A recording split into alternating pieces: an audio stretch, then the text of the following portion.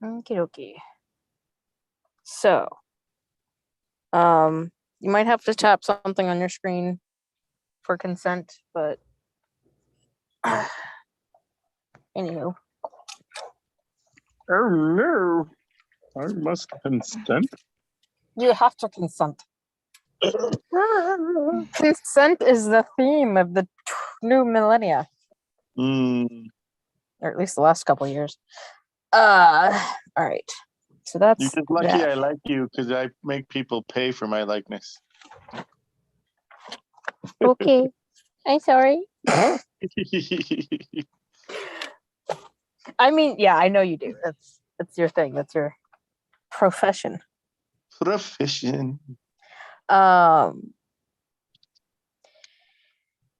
So, I mean, hopefully, we'll talk about that later. So, where we left off, we were traveling. Let me do a real quick pre-engagement.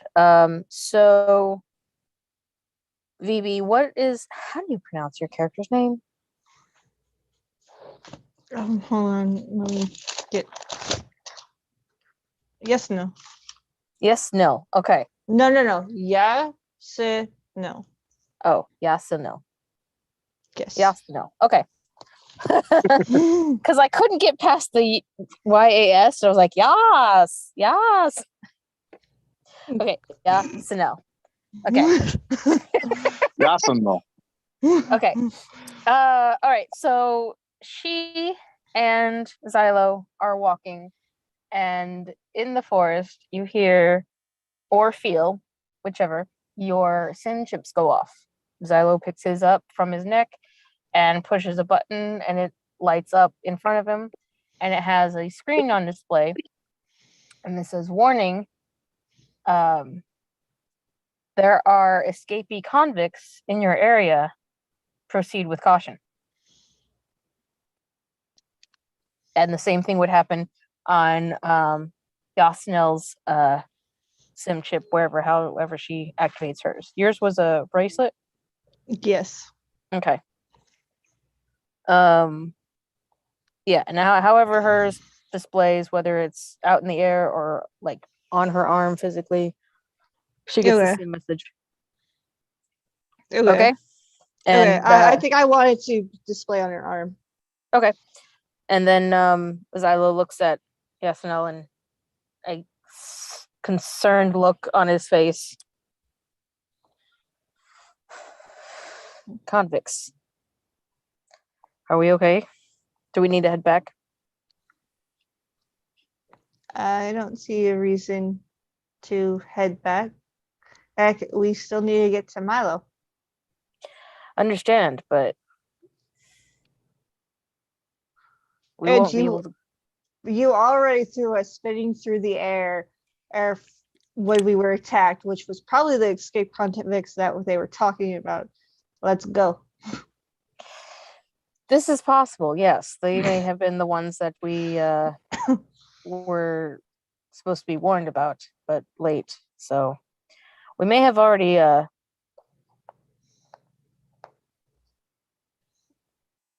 escaped, avoided that conflict. So yeah, because someone decided to make us go spinning through the freaking air. It was an escape pod. Like, what did you want me to do? Stay and fight? I'm not prepared to fight. You never want to fight.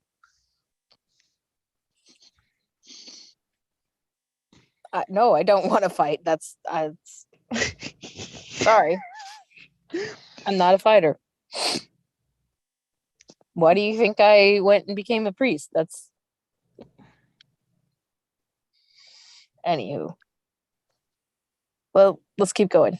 And he at this point, it's been a while, so he reaches in and grabs that sandwich you handed him earlier and starts munching in silence. All right, and so I'm sorry. I continue walking, shaking my head the entire time.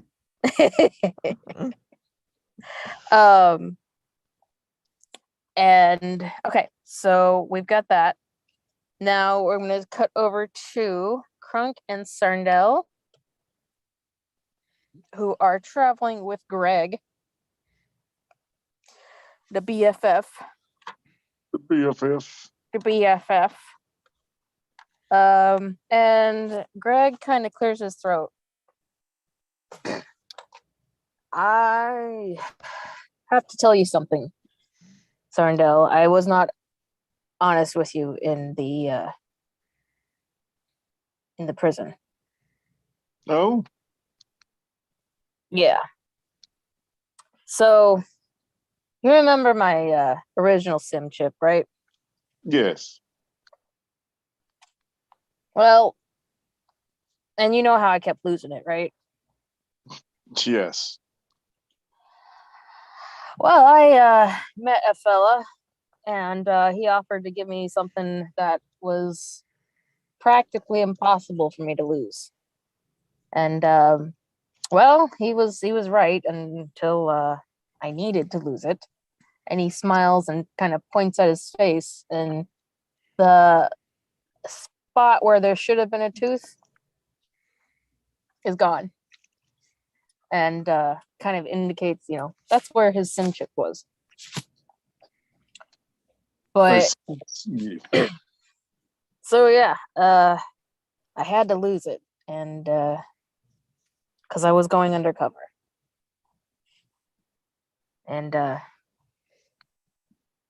Well, that's 'cause good then, right? You don't have a SIM card for them to track you. this is true. But the reason I went undercover was trying to figure out some missing people and some disappearances, and so I went and got myself arrested on purpose because they were missing from the prison.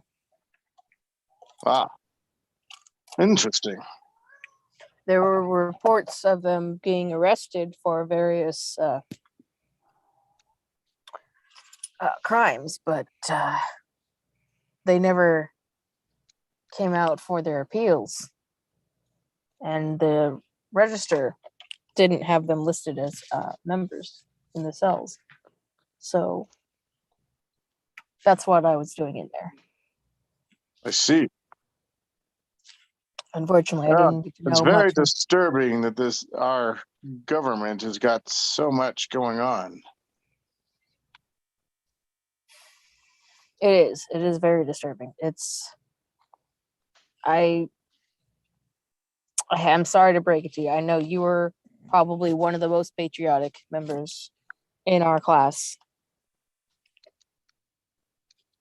But I had to break it to you. I had to make you aware of what's going on. Well, I appreciate it. Although we'll definitely need to look into these occurrences, make sure that it's not just somebody else trying to make our government look bad. Agreed. You okay over there, Slim? Kind of looks over, checking on Kronk.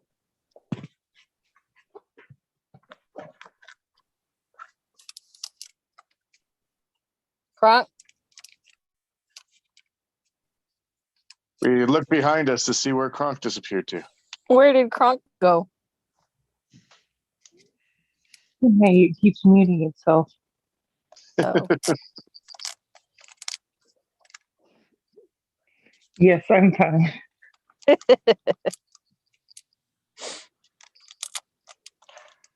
Well, we should look for.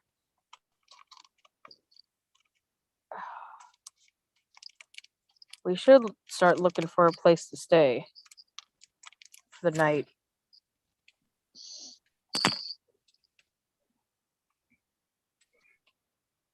Shoot.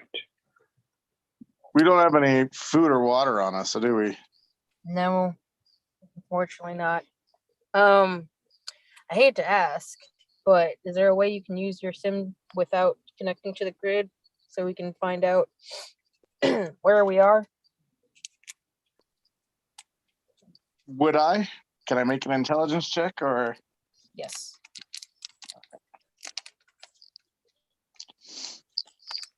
There for my dice.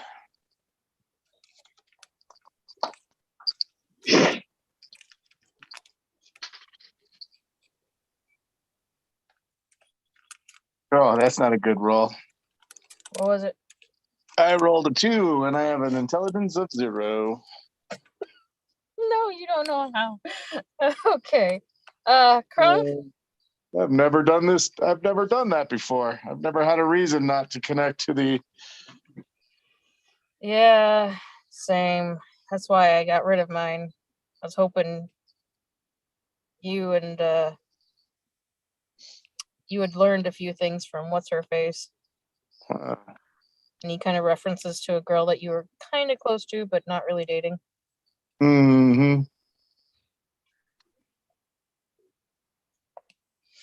I suppose Boy Scout over there doesn't know either.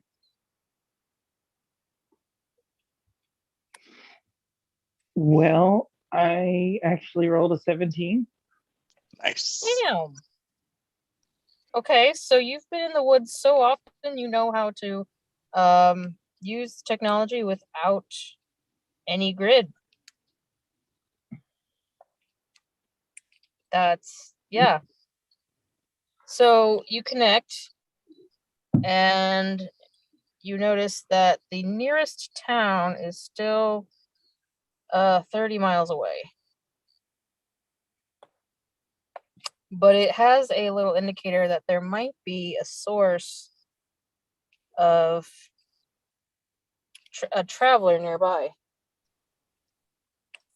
Both of you do a perception roll. Perception.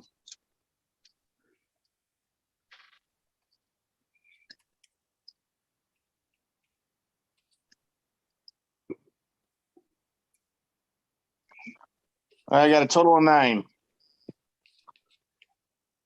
Okay.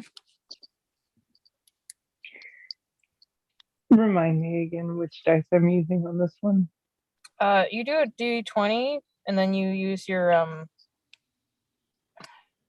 shit, what's the perception modifier? Wisdom. I just wanted to make Wisdom. sure I used the right one. 6. Unless you have a proficiency in it. Blah, blah. And then you add both. Yeah. No, I'm just trying not to laugh right now. 6.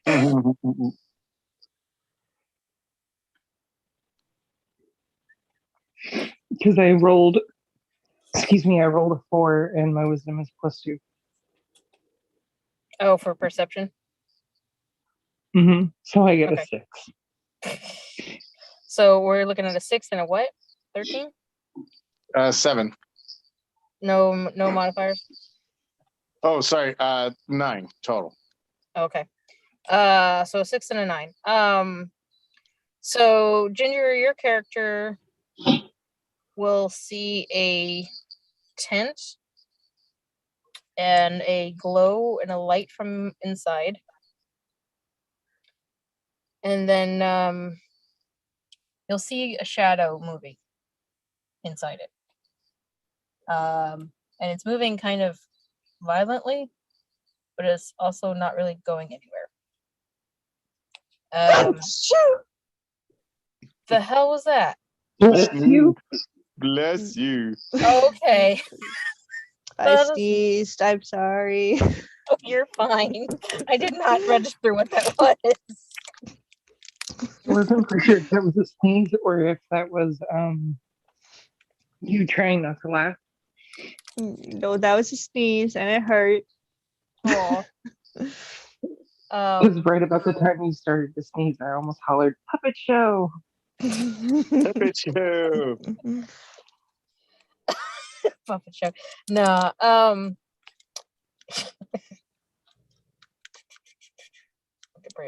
Brain work. Chris, your character, Sterndale sees something a little more than just movement.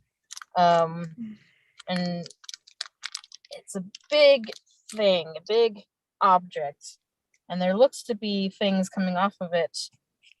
Maybe they're tentacles? Maybe they're limbs of some sort? Huh. I see. Can I make an intelligence check to see if I've seen something like this before and figure out what it is? Sure.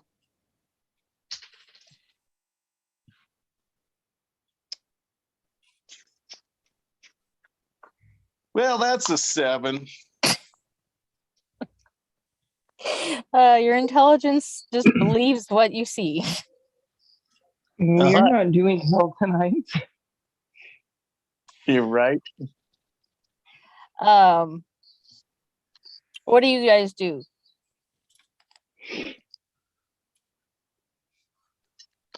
Well, what would the I temperature guess be at the we time? should approach the tent warily. What'd you say, Ginger? Well, I was gonna say, what would the temperature be at the time? Temperature? Yeah, because if it's on a cooler night, we would need a campfire. If they went to investigate the tent, Okay. one So you could both start going searching for wood. Okay. So you both investigate the tent. And Greg did not see anything. So he's just doesn't know any. He knows what you know from your sim. That's it. All right, so you investigate the tent, you get closer. You hear a loud noise. You hear, as you get closer, it gets louder and louder. And then when you are, we'll say 15 feet away, it's a lot clearer. There is some dude inside hand-banging to some, what would either be dark metal or dubstep music. Oh, uh-huh. And his hair is all over the place. So I was closer on the first shot. Puppet show. What do you guys do? Well, I mean, probably don't want to surprise him. Yeah. That Hey, that you! could end very bad. Greg yells out, "Hey, you! Inside! Can we talk to you?" The shadow kind of slows down and stops, kind of goes over, and You you can can hear see us over his music? Wow. not Greg has a necessarily. very loud voice.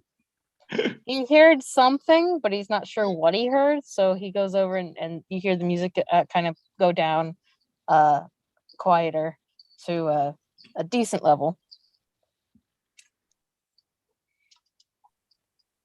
And now I Right. hear drum piercing. Uh-huh. And Greg yells again, "Hey, can we talk to you? Are you friendly?" And the voice from inside the tent goes, "Hey, yeah. Give me a second." And there's movement around. It's not quite clear what's going on. It's just a bunch of stuff, and you hear things clanking and moving around. And then out comes a big guy. He actually dwarfs the tent when he comes out.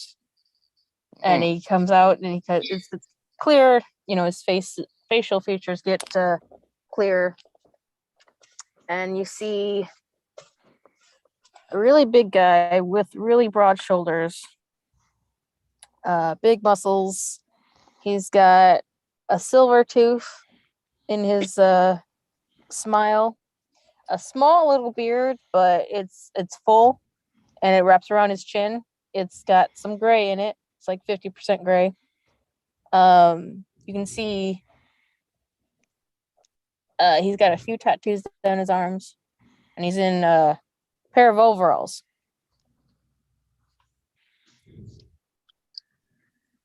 Greetings, friend. Hey there, travelers. What you doing in this area? Makes me think of a giant Santa Do what?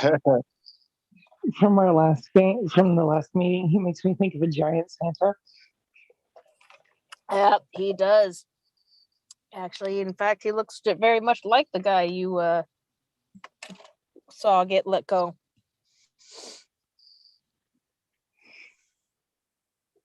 Like the guy we saw get let go from where? Crunk. From when I was in line at the jail, Uh-huh. a gentleman was in the car, well, hovercraft as well, and got taken in, and he was let go right before I woke up in the cell. And Oh, he looks very close to Santa, like that. oh. And he looks over at Kronk. Hey, Skinny! What's up, Shrimp? How you doing? Oh, running. I see you got out. Did they clear you of your name? Did you get out because of the mishap?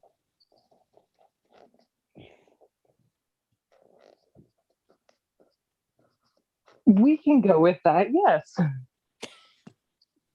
He chuckles. No, And he just absolutely laughs at that. That's just hilarious to him. Well, you know what?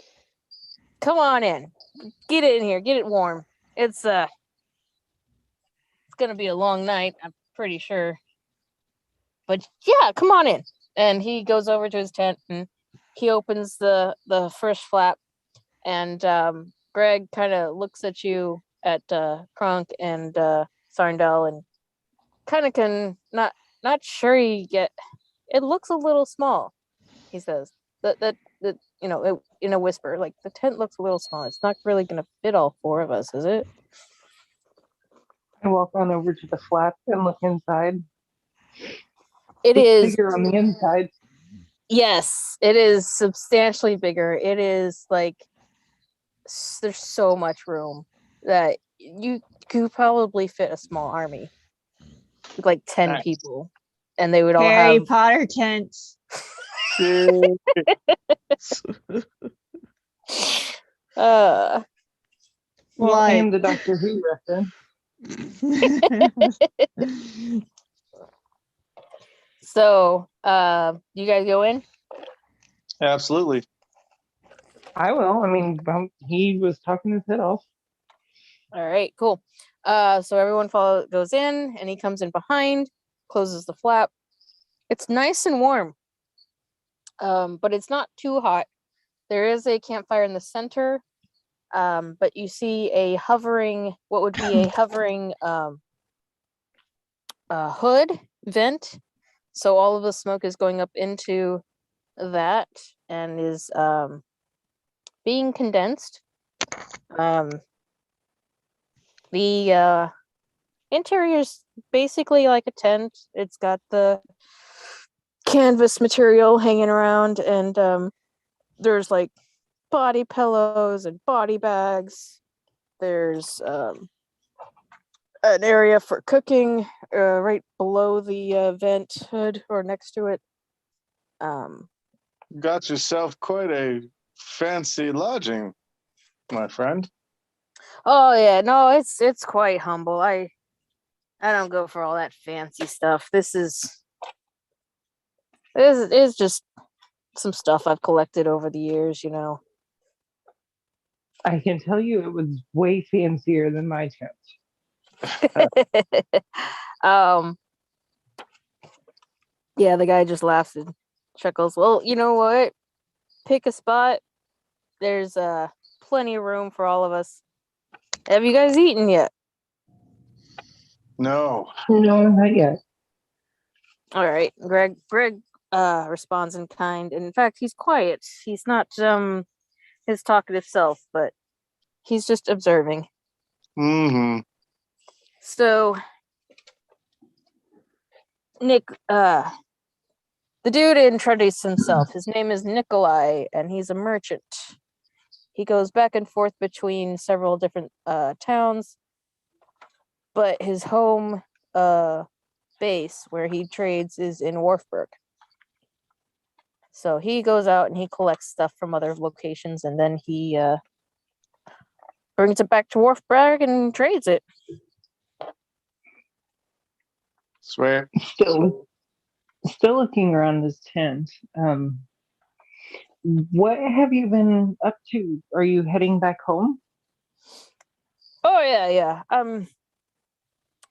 Got a few good supply runs. Actually got quite full. I need to unload some before I hit my next location, and then I'll be on my way to Wharfburg. And he goes over to the fireplace and grabs a few pieces of meat, starts cooking up some food.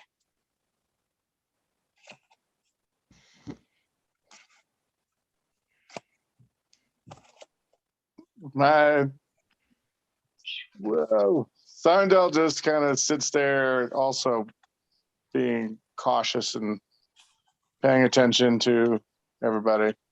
Okay. All right. So Nikolai cooks up some food for you guys, and you guys are sitting, talking, chit-chatting the night away. And VB, Yes. Xylo, and you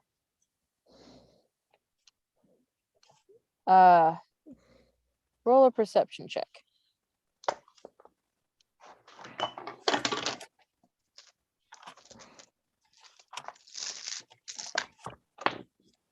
No, where's the D20? There it is.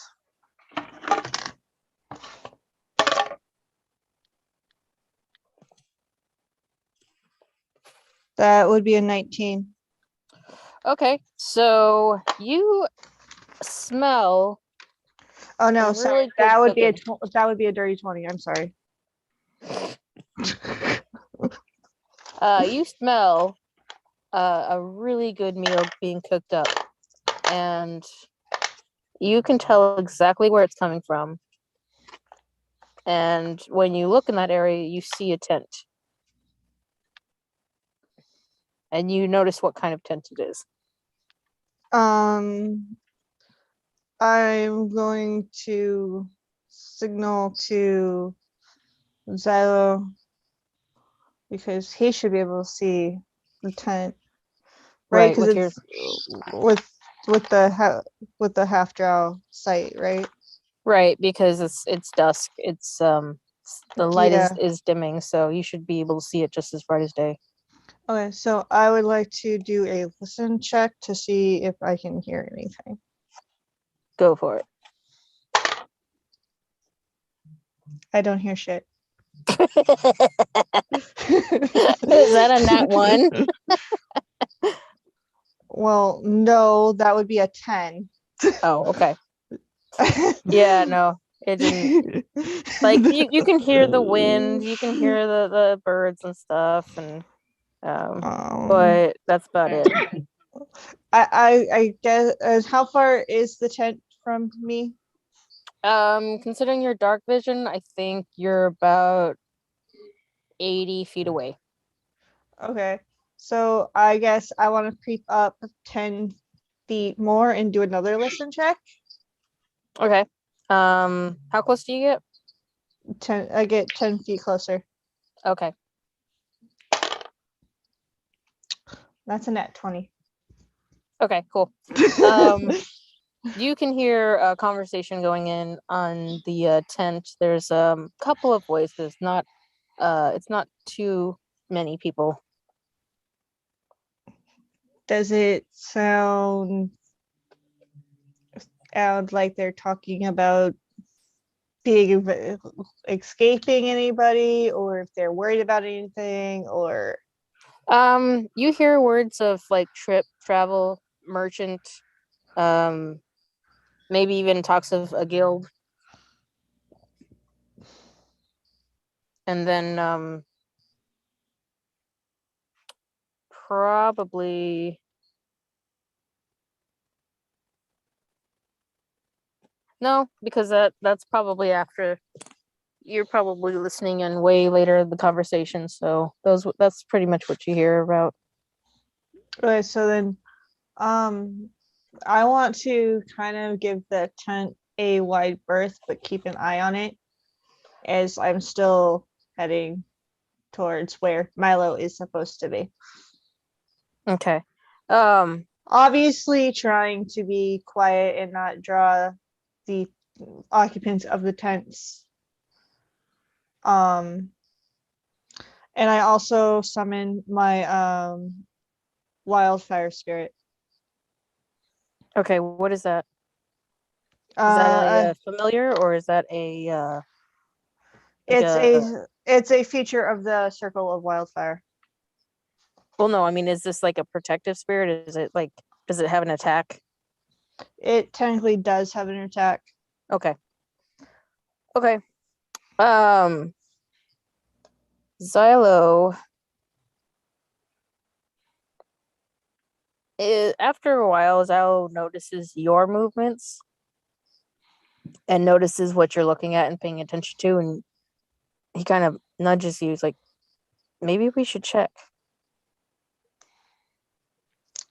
Did you not just hear escaped convicts awarding from our chips? And you just set us spinning because people were coming towards your vehicle. Which, by the way, how the hell are you going to get your vehicle back now that you've pretty much ruined it? He nods because he understands that an ejection basically is the equivalent of having your airbags gone, and it's total to his vehicle. But he nods. Yes, I understand. It's probably gone. They probably scrapped it for parts and gotten all the data out of it. I don't see any point in going back to retrieve it, but that's not the highest concern. No, we do not have. Getting to Milo is our highest concern. It is. And you just sent us spinning through the air just because people were showing up around the vehicle. Let's go. Yes, but they could have been the convicts. They could have been there to they could at have least been rob us. They could have been the convicts. These people, this tent could be convicts. Let's keep going. If they come out of their tent or notice us, then we will deal with it. But until then, let's just try to get to Milo. What convict that just escaped is going to have a tent? A well-planned convict? A resourceful convict? A convict with friends? I think we should talk to them. I at least to know if we're going in the right direction. I want to use my chip to see to pull up a map. Okay. Do I have to roll for that? Roll a d6. A d6. Yes. That's a 6. Okay, yeah, you have a map that comes up and it shows exactly where you are because you do connect to the grid. And it tells you where you are, what direction you're facing, how long it's going to take you to get to where you want to go, which by all estimates you are where are you? I think at this point you are still 50 miles. You're a good at least a day and a half trip away. Okay, so yes, we're heading in the right direction. Let's go.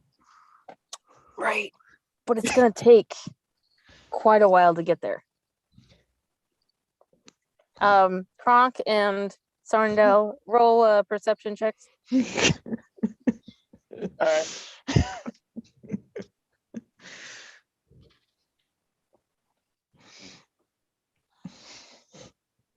13. Okay. 16. All right, Kronk, you hear squabbling outside the tent. Sarndell,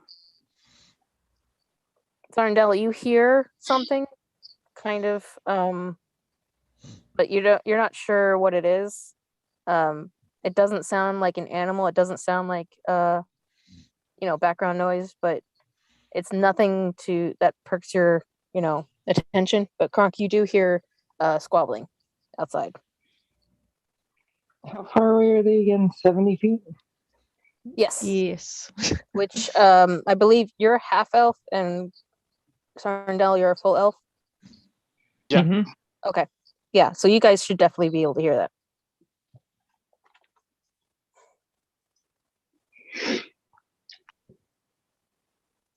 Do you guys do anything? Do you respond?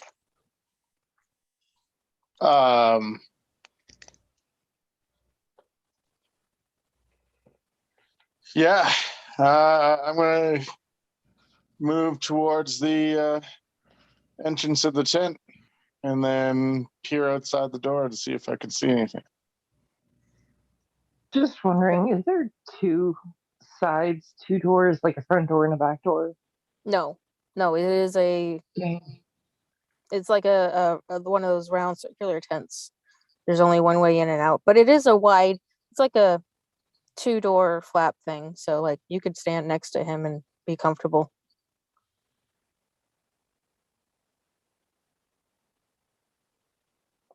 But if you were thinking of sneaking out, no.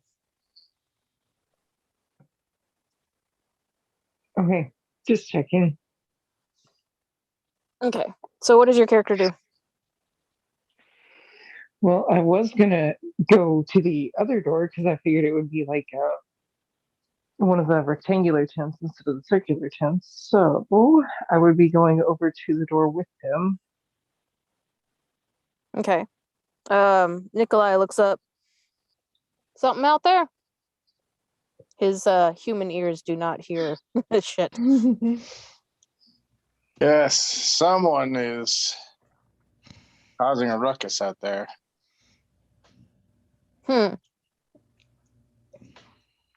Should we greet him?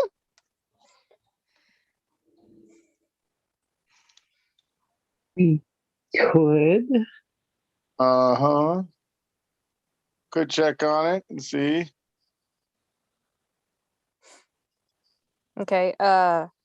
Vivi, roll a perception check.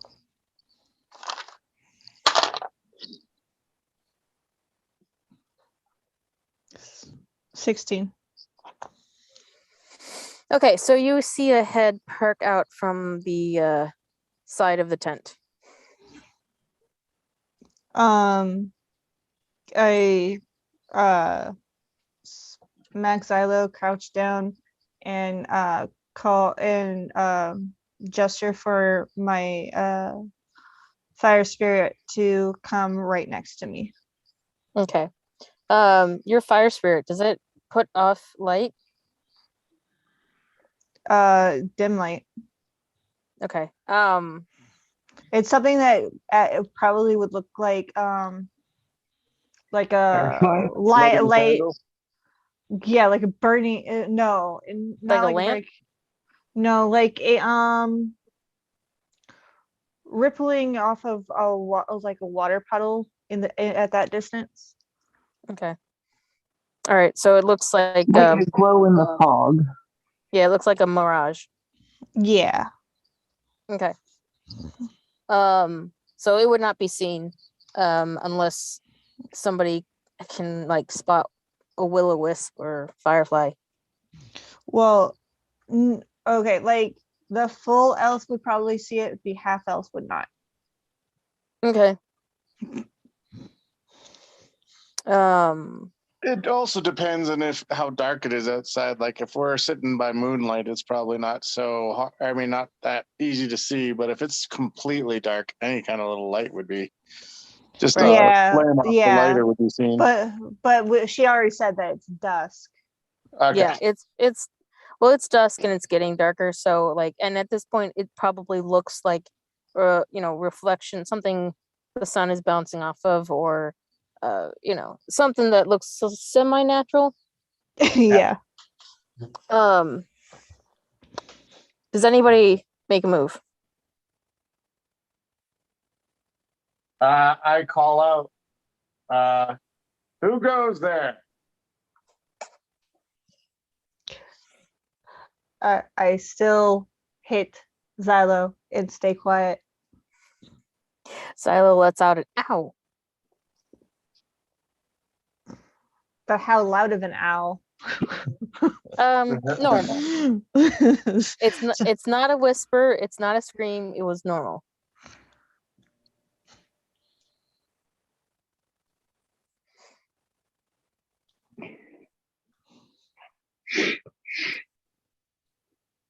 We're at a I head standstill. outside the door. Nikolai gets up from his food and the cooking after he's separated the plates. He goes out, kind of doesn't really push you guys aside, but he does kind of make his way through.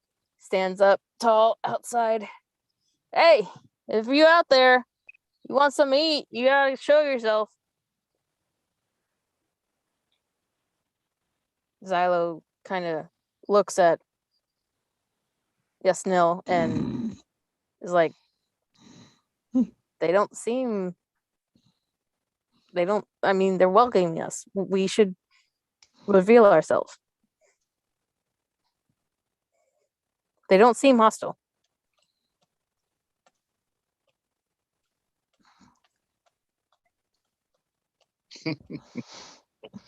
At this point, I'm starting to worry that they're getting ready to ambush us, so I start readying myself for an attack. Considering you don't have any weapons, what are you readying? I'm readying a spell. Okay, fair enough. Only debating on putting out the fire. Xylo stands up and waves. Hey, we mean you. Sorry, words. We mean English you is no hard. harm. I kind of back up and try to back into the shadows as much as I can, leaving Xylo out. You're sacrificing your friend. You're like, I'm not with this guy. If I'm he's not about with to get him. attacked, I don't want them to know that I'm here too.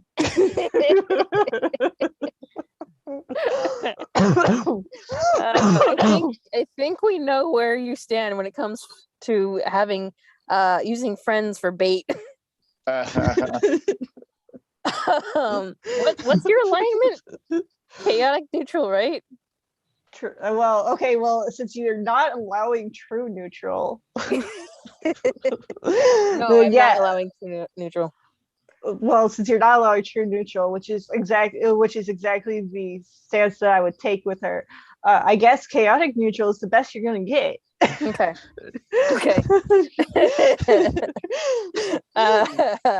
But this is just me, doing what I have to stay alive. Right. And your friend is chaotic good, so if it's and he starts approaching. He kind of notices you're not following, but does not notice that you're backing up. And makes a motion. He uses the sim to kind of light up to show him approaching, so that he can be more seen. It's getting darker now, so I do leave my fire spirit where it was, so that I could either call. Yeah. Okay. Krunk and Sardinil and Nikolai, you guys notice like a blue light reflecting off the side of a drow approaching. He is wearing not ceremonial clothes, but very official robes. Okay. And he appears to Do be I recognize them as anything specific? You will recognize them. Wait, where is your character from? Is your character from Vorak? Yeah, Borak is the That's right. state. Yeah, okay. Your character would notice that they are robes of a priest, and your character would know that they are da, da, da, da. Like they're a specific type of priest. You may not know which religion, but you do know that it is one of the religions from Vorak, because the robes show that. And considering he's a drow, there's probably only 2 or 3 religions he's from. Okay. 4. There's 4 for the drow. Shut up. It depends on how many were established on the surface. Anyways, I said what I said. I mean, she's kind of official in this world, but like her parents are the founders of the drow and the surface. So yeah, there's 4 on the surface, and they're all anything but evil. And anyways, so he's approaching the tent, and Nikolai is more than happy to greet someone new. He definitely sees him as non-threatening, as he too, as a traveler, notices that the robes are official and hardly duplicated. So come on in, we got plenty of room. I greet the person in robes as I would someone who is befitting of that level. So I don't know if there's like a specific, like, you know, how you would say something in Jewish for a father. Yeah, you would bow and he would nod. All right. Yeah, so I greet him in the official way of our culture. Right. And Kronk, what oh, go ahead. What he's doing way out here. I am unfortunately on my way to the capital of Loyaltis. Unfortunately. Yes, I have business there. The unfortunate part is that my vehicle had gotten attacked, and we had to escape rather quickly. I see. So I am on foot, and is my companion, who is quite timid right now. I see. They are concerned, as we received notice that there were convicts in the area. Would you have seen any? Yes. Yes, you have. No, I was agreeing that there are convicts in the area. Ah, yes. Well, hopefully they haven't come across you yet. Hopefully they won't come across you. But we would like to hopefully stay the night and then proceed our travels in the morning, if that would be all right. That is our plan as well. I motion to the owner of the tent. This gentleman here is quite a good host. Nikolai kind of smiles. Oh, you flatter me. Come on in. And wherever your companion is, they can come too, whenever they're ready. And Nikolai goes over, opens up the double flaps for everyone to be able to go in. And Xylo nods and officially he says he is Xylo,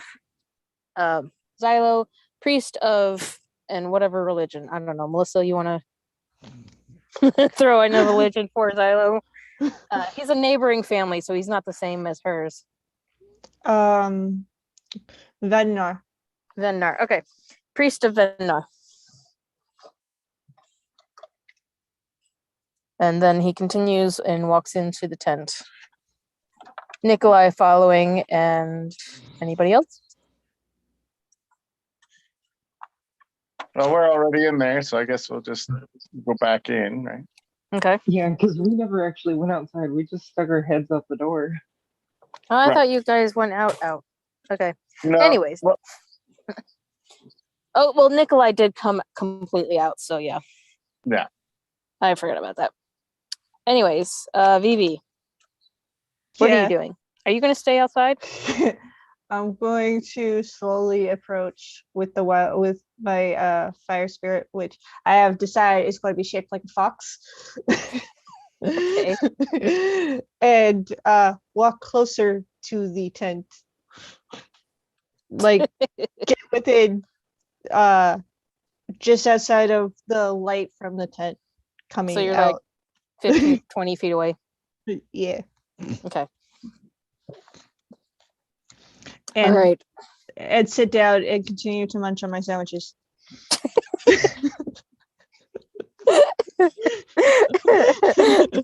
Your friend is in the mouth of the that was his stupid choice. I am here if he gets attacked, but that was his stupid choice. Anyways, okay, so he's inside, they're all inside, everyone right? except 20 feet away, right? Yes. Yeah. Now, is this more heavily wooded? Like, it's moderately wooded, kind of a grassland area. There are trees around, but it's not like a dense forest. It's there's a room around. so where my head's still sticking outside, where I haven't went back inside fully, I could look for her and possibly wave, and then duck back in. You might see a silhouette and some eyes, but maybe not that. So like maybe waved to a wolf or a bear, or maybe you will to a waved to a drow. You're not sure. Huh? Like waving at something out there, like "Hi, Mr. Squirrel." Oh, that's so crunk like. Anyways, okay, so Greg is over in the corner and he's eating. as soon as like it was deemed there was somebody that was not threatening, he went over and he got his own plate. Nikolai goes over to the food area in the fire pit and makes another plate for Xylo. He said, "Do you think your friend's going to join us?" Xylo replies, "I'm not sure, but if they do, I'm sure they'll want something to eat." Pardon her rudeness. Yes. Well, I messaged him. I'm not rude. I use my Xylo does not respond to your text. I am cautious. But hopefully your friend is really good at hiding, because if those criminals come across them outside, they're all by themselves. Oh, I'm sure that they will let me know if there's any danger. We'll just consider her a scout right now. But what are you doing out here? Were we heading anywhere specific? We were just getting to the next country state, right? I think we were trying to head toward Warfburg. Yes. Yeah, but we were just trying to get out of the country state. Is that basically? Basically, yeah. Greg kind of perks up with food in his mouth. We're heading to Warfburg. Yes. Just travelers like yourself. We're heading to Wolfsburg. Yeah, he clears his throat. Yeah, we gotta make a trip there and kind of restock on our armaments and whatnot. Nikolai was like, "Whoa, that's a coincidence. You know, I could use some traveling companions. You wanna? We could all go together." We're all going to the same place. Absolutely. Seems like it. I mean, Warfburg's a giant, location. Like, I'm going to the main area, capital. But if you want me to drop you off anywhere between here and there, I'm more than capable. Right.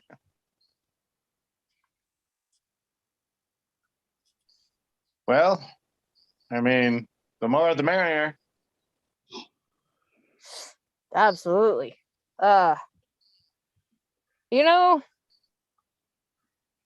you look like you used to work out. Yes, I'm a bodyguard. That's my profession. Where's your uniform? Where's your weapons? Well, I'm not on duty right now. Well, you're gonna need them in Warfrag. Here, you know what? I'll do you a favor. Since you're friends of Skinny over here, I'll do you guys a solid. But don't worry about it. It's not. Oh, Don't you think of it never as told me my anything. name. What's up? I just remembered I never told Santa my name. Right, and you didn't know his name before. You kind of you played dead inside that car. Yeah. And he just talked your ear off, but you played dead basically. You're a possum. Well, and if he wants to talk, why not let him talk? True, but you still didn't respond. Like, you didn't even nod. Like, yep, yep, Do I Well, know? I mean, technically I was, but audio issues. Right. Eh. Would I What's up? know if what kind of if this priesthood is in good terms with my family and with the Queen of Shadows, the Raven Queen? I don't know. I didn't research that. All right. Because so two things my character needs to get full access to things is I need a divine focus back and I need an arcane focus back for most of my paladin spells and most of my warlock spells. Okay, and So at some what did point, they show up as? right. Well, so as a paladin, my divine focus is just the symbol, but it's on a shield. And so I would also have a shield at the time. And then my arcane focus is actually a wand, a spear, a wand with a sharp point. But either way, as long as I can get an arcane focus or a divine focus at some point, so I can have full access to all my spells, will be important to my character. No problem. And you said the Raven Queen? Yeah. All right, I have to do some research on that. I didn't do any research on the religions. I'll admit that. Okay, so he goes over to a table, and right above it, or right next to it, is a panel, and he presses a few buttons, and lasers start in the table in front of it. And as they are going around and making a bunch of designs, they start to assimilate a few things. And you see a basic leather armor set, a chainmail set, and a few basic daggers and knives. And when it's all finished, all the lights kind of dim. You see, like, it's a full on set. And he kind of nods at you. As, help yourself. I wasn't really gonna need these anyways. Cool. I appreciate it. So, right? Kronk can wear a leather set, right? It's light Yes. armor. Okay. It's light armor. Cool. Awesome. All right. So yeah, you guys have your basic sets, able to at least withstand some attack. All right. So the And character had been planned to have breastplate and a shield. Is that there? breastplate. Oh, so yours is breastplate. Yeah. Yours is plate armor, not chainmail. Correct. And not full plate, just the breastplate. Oh, okay. So you have 90% of what you need. Okay. The breastplate might be Something among that. Okay. It's probably not the best quality, but it's something. Sure. So that am I putting on chainmail? Is that what you want me? Yeah, for the basic. Yeah, 'cause All right. the leather armor was for me. Yes, Yeah. the leather is for the monk, the chainmail is for the stronger fighter. And Do I still get a shield, or was there no shield? yeah, there's a shield. I just don't think it's gonna have your focus. That's fine. Cool. But yeah, you have basic, and then he kind of looks over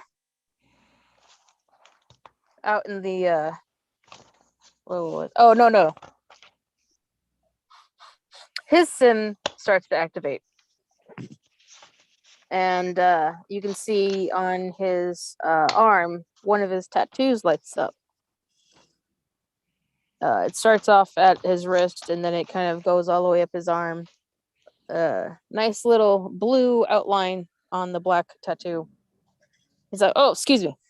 And he goes off into a corner for private exchange.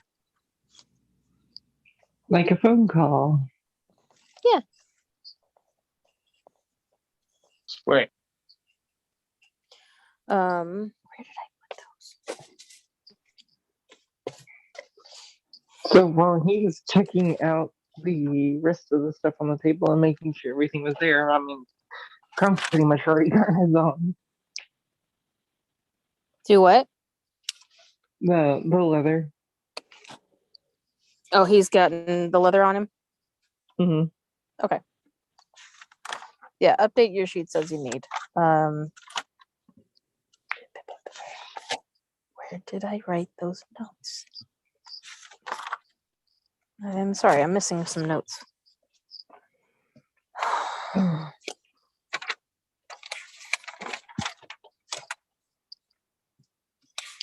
have sworn I wrote them.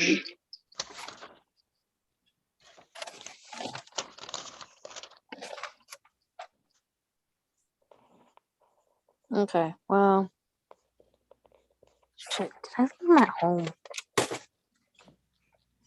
Oh, no. Different. Okay, hang on. Doopy doopy doop.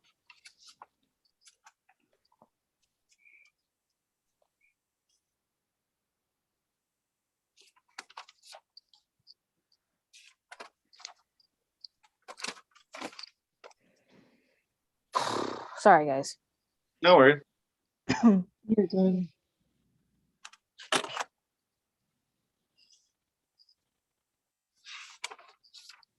Okay, cool. All right.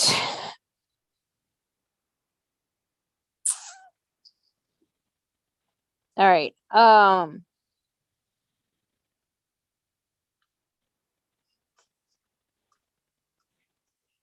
You hear some noise in the back coming from Nikolai as he's talking a little louder, not exactly happy with the phone call that he's getting. He closes his sim and kind of pauses before he turns around and says, "Good news!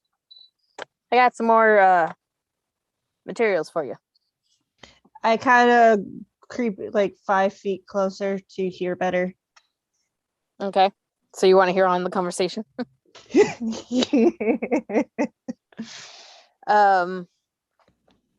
He looks over at Kronk and Sarndell. Had a deal fall through, and looks like some of the stuff that I've been carrying is now it's useless to me, unfortunately. So, considering I don't want to pay the toll for stuff that I'm not going to make profit off of, you guys are welcome to it. He goes over the table.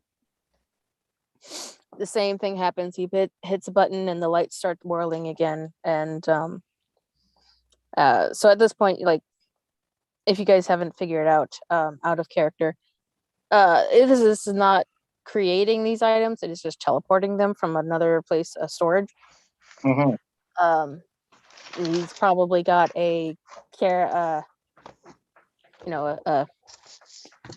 truck or a trailer full of stuff, and he's just teleporting it into the tent there. So he presses a few buttons, calls up a plate and a staff and a headband. So the lights whirl and you see a chest plate on the table. You see a headband and a staff appear. And a scroll. Uh-huh. But yeah, I was holding on to this for someone and was supposed to get a nice penny for it. I see. But they have reneged on the deal, and while I can't get the money for it, I'd rather not lose more in having to pay for the transport. So, Seems and he fair to kind me. of, huh? Seems fair to me. And he's That's kind very of nice of solemn. you. The normally cheery dude is kind of solemn and just like, you can tell he lost not a fortune but kind of a pretty penny. pretty penny. He lost a pretty piece of platinum. So what do you guys do? I would gladly pay you back when we get somewhere with cash. Greg kind of looks at you. I don't know if that's possible. I wouldn't promise something we can't deliver. Well, I fully intend to pay this man back if we ever see him again. Nikolai kind of smiles, half smile. I appreciate it. You don't have to, but if you happen to come across me and my guild, we'll take it. And speaking of his guild, in the conversation you guys had earlier, the tattoos he has on his arms are he described from the Ivory Beards merchant group, and they are of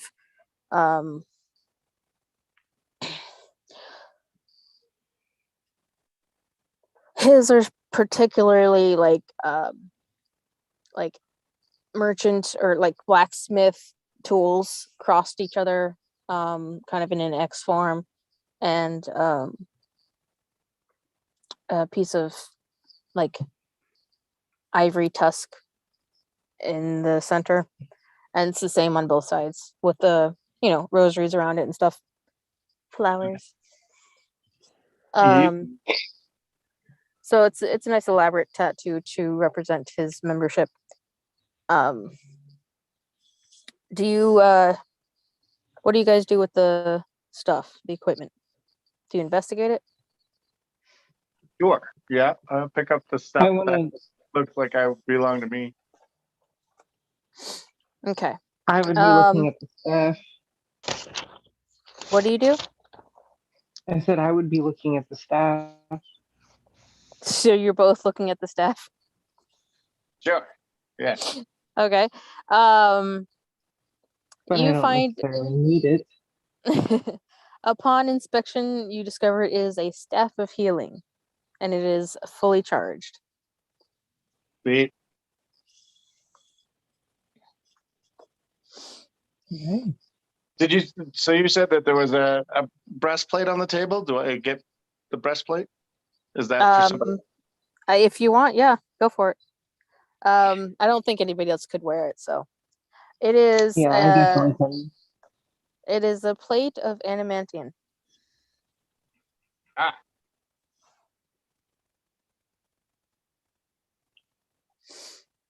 You're wearing Wolverine.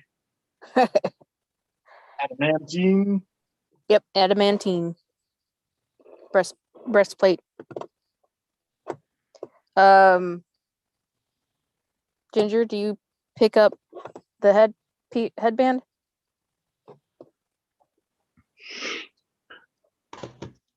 I kind of want to be a kid and shoot it across the room. You kind of want it? I said I kind of want to be a kid and shoot it across the room. Oh, I wouldn't do that.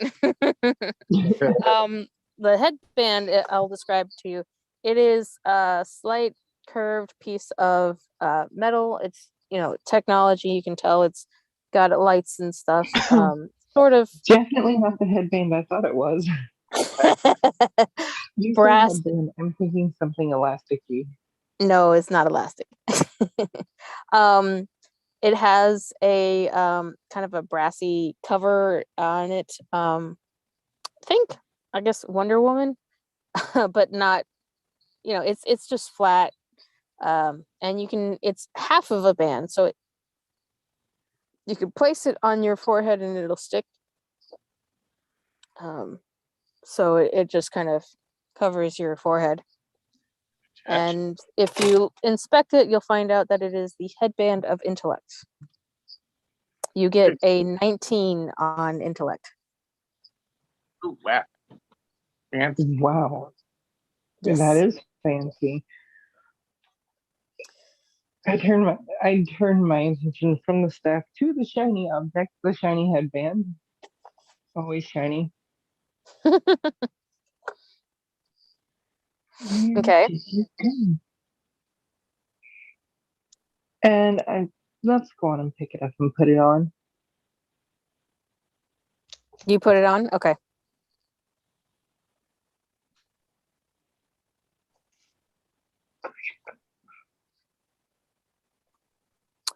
Why are you And fighting me, sheet?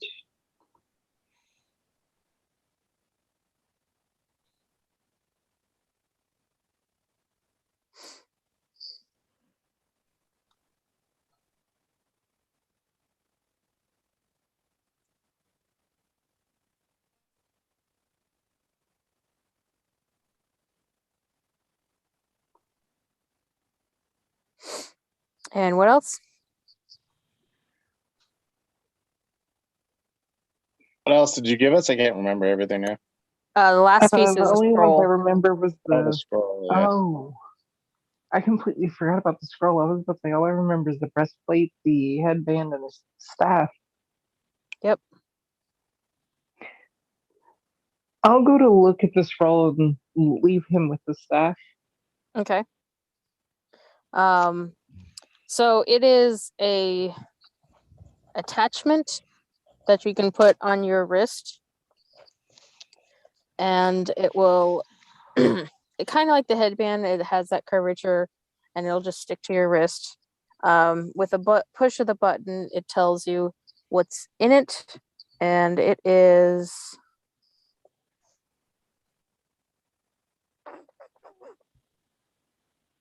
I think this might be good. Yes. No. Hang on. Sorry.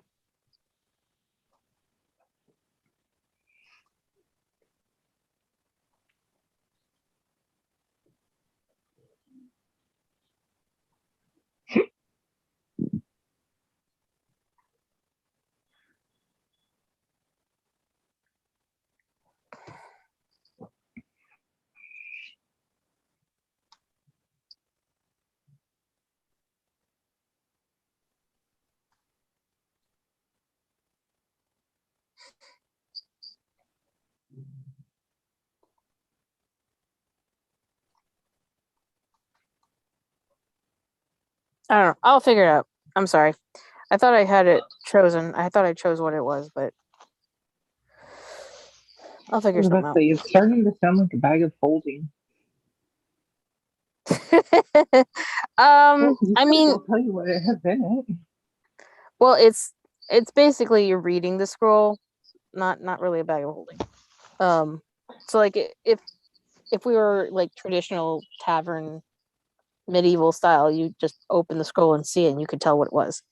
But since this is all electronic, you push a button and it tells you what it is. Are any of us cleric or druid? The one outside is. Okay. The one hiding in the woods is. So at the moment, I'm just gonna put the staff of healing in my bag. But if we know anything about magic items, the staff of healing cannot be used by any class but clerics or druids. It cannot, or Cannot be. Can only be used by clerics and druids. oh, right. Yeah, that's what I meant. Yep. Yes, that is what it's for. If somebody decides to come out of the shadows. Hey, I am doing what my character would do in Uh-huh. okay? So Anyway. that is trusting of people unlike Xylo the idiot, okay? That's just the way it is. Xylo is a moron. He is a man of the cloth, and as far as he's concerned, the people are good. He has to be trusting. He has to be. Well, the religion he is for thieves, so yeah, it's a god of thieves. What? Yeah, Venya is the drow god of thieves. Why would you do that to me? That's not. Why would you do that to me? You are so rude. That is not. Oh gosh. Okay. Anyway, He could also be pressing us not to befriend us or stay the night. He could be coming in and trying to rob us blind. I mean, at this point, sure. No. Xylo's an idiot. Xylo's an idiot. My character has just decided Xylo's a moron. I'm going to play it safe and stay outside where I can either escape or jump to my friend's rescue and then escape, depending on how things go. So yeah, that is where I stand on that. Okay.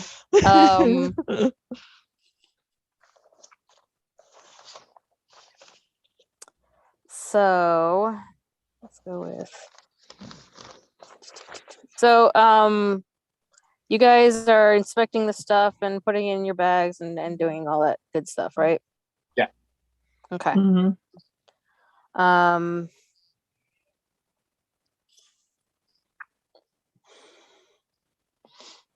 Anyways, so it's getting dark. It is actually become night by now. Nikolai is getting tired. He tells you, I head out in the morning You guys are welcome to join me. I'll be glad for the company. And yeah, I'll see you in the morning. And he goes off into a side, and there's a bed that looks like it would dwarf him. And he climbs in and gets all comfy. And Greg kind of nods and says, it was a good idea. And he kind of does the same. And he kind of goes over to the table and grabs whatever leftover armor that was there for the original offer. The All right. leather. He gets another piece of leather plating or whatever. As he's laying down, I walk over to him and give him a little elbow and say, "I'll pull first watch. Wake me up when you, or let me know when you wake up." And I lay down and pretend to sleep. You're talking to Greg? Yeah. Okay. He accepts that.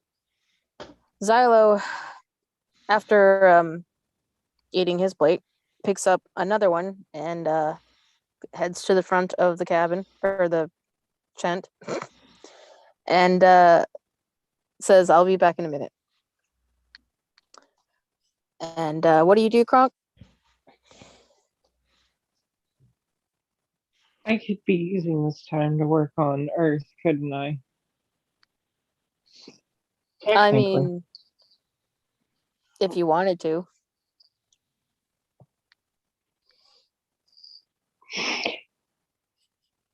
I'd probably go sit outside of the tent while they're resting and focus on mastering the other two elements. Okay.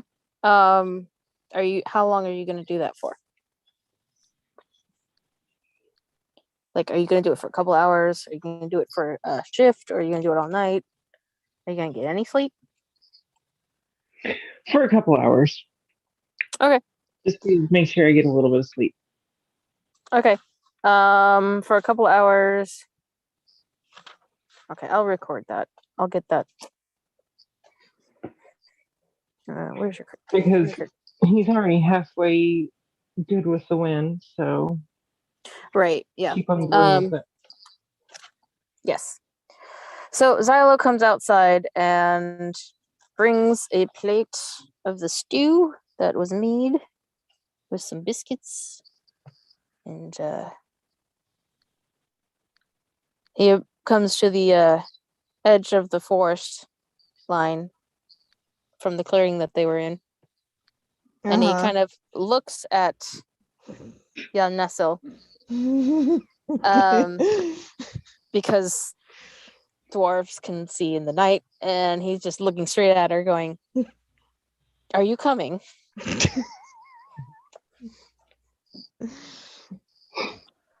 From time to time, you'd feel the wind pick up and then pull it back down. I kind of ready burning hands. I don't cast it, but I ready it and walk slowly forward. Okay. What do you want to do? Attack your own friend? Apparently she's going to. Either that or she could reheat the food. You're you're really stupid, right? I would disagree. I think you're being paranoid. They're close enough that Crunk would hear this conversation, wouldn't they? Is Kronk outside? Crunk is sitting outside of the tent. Kronk went outside. He followed Xylo and went into practice bending earth, so he's within 50 feet. He would be able to hear this. I mean, if they went, I think your range is 60 feet, right? For hearing? I believe so. So you can't hear the whole conversation, but you can definitely hear certain words and the fact that there are two voices, two distinct voices. Well, no, he would definitely hear because I came within 20 feet of the tent. Oh, right. Oh, I forgot about that. You're within 20 feet of the tent, but he went somewhere else, so he's another 10 No, or I'm 20 sitting feet just away from the. outside of the tent. Oh, so you're within 5 feet. Okay. I Mhm. would think you would need more room to practice Earth, but okay. Yeah. No. He's doing air, Oh, I thought you trying said to Earth. get it down. Mm. Anyways, okay. That's why, you feel the wind pick up and die down every little bit. Oh, see, okay. I did not catch that. I thought you said Earth. Alrighty. Anyways, Xylo looks at her, tilts his head, puts out the plate in front of him, like he's disciplining a child. Eat. You know I'm not eating that, right? We don't know these people. I ate it, and I am just fine. You know there are slow reactant poisons. Not that you ever paid attention whenever I was talking about plants. I don't think they have your extensive knowledge. It's definitely sounded like he had an extensive inventory. Yes, of armor and weapons. Are you afraid of getting? Are you saying that my father and grandfather has not proven that having a lot of experience with weapons does not also include poison? Those are that's your father and your grandfather. Just so you know, we all ate the same thing. Xylo picks his ear up as he realizes there's an eavesdropper. And you obviously are so ridiculous that you didn't even notice you were followed.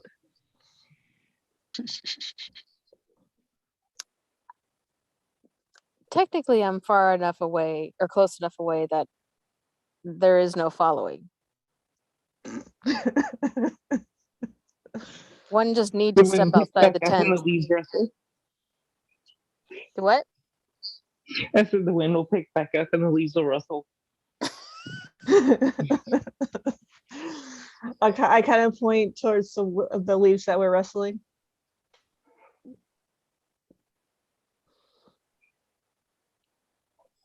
Other Your leaf? point? I point at the leaves that were rustling. And he looks at you and says, "Your point?"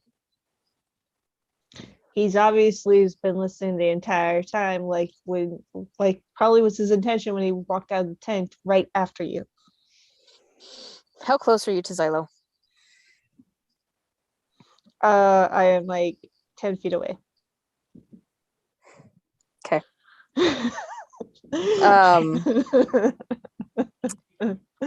He is getting fed up,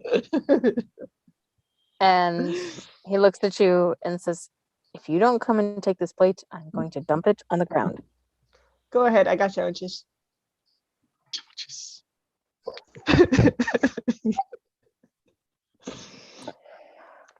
Sounds like a classic child response.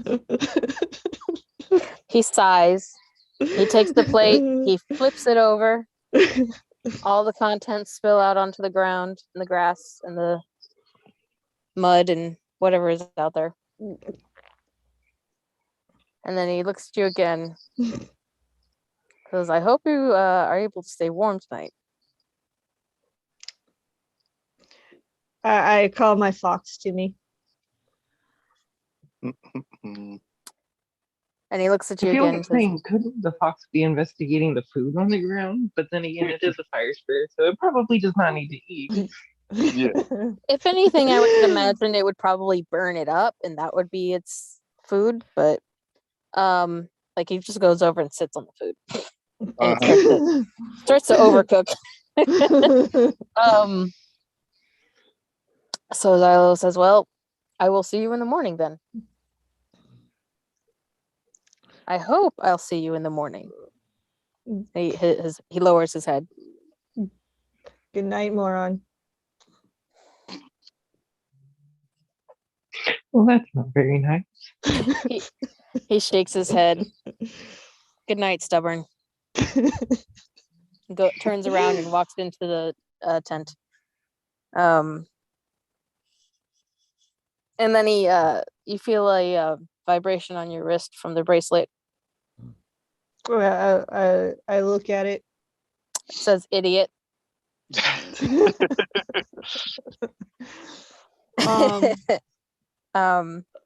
Oh shoot. Ginger, what's your character's name? Crunk. All right, so I look at the one who's playing with air. It's I like mean, I'm sitting there with my eyes closed and my legs crossed, so and I say, so you guys are going to the town that's like a day and a half away?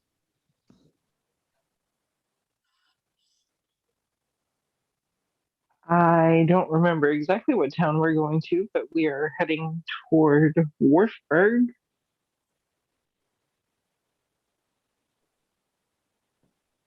For context, both parties are going in the opposite direction.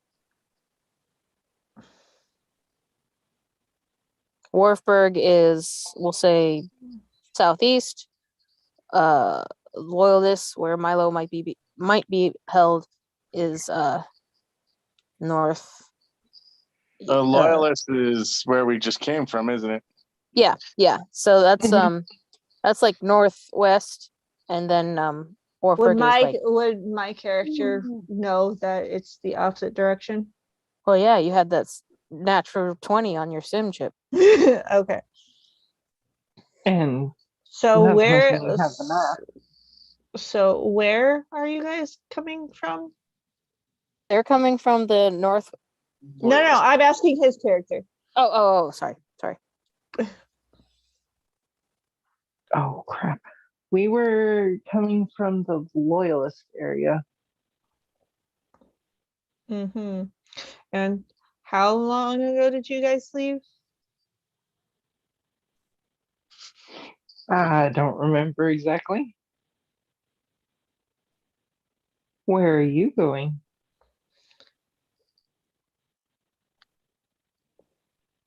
Can I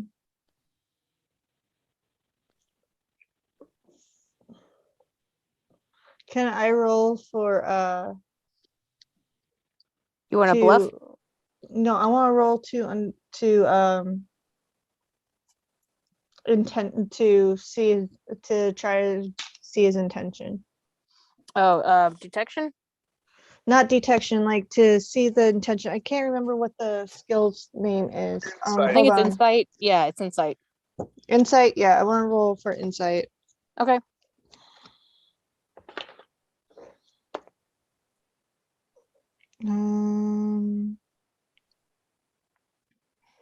That would be a 17. Okay. So is he being so does my character know if he's being honest or trying to hide anything? Ginger, are you hiding anything? Like, are you trying to be Not deceptive really. or? Okay. No. So I just have a horrible sense of time. yeah, you notice that the Kronk, you don't know his name yet, but you notice the half elf meditating seems to be blatantly honest and clueless.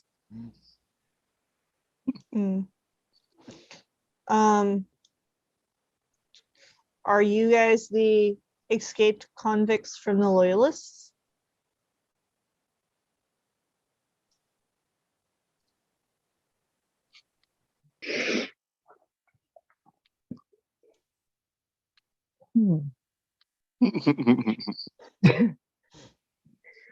Ginger, do you want to do a roll of bluff check? Let's give it a shot. Okay. If it'll let me. It's doing the thing that it did the other night where it didn't want to let me roll anything. Screw it. Oops. Changing. Is Ginger talking? Because I don't see any CCs from him. His I'm fighting with my phone. yeah, Oh, his there he audio is. isn't great. Okay.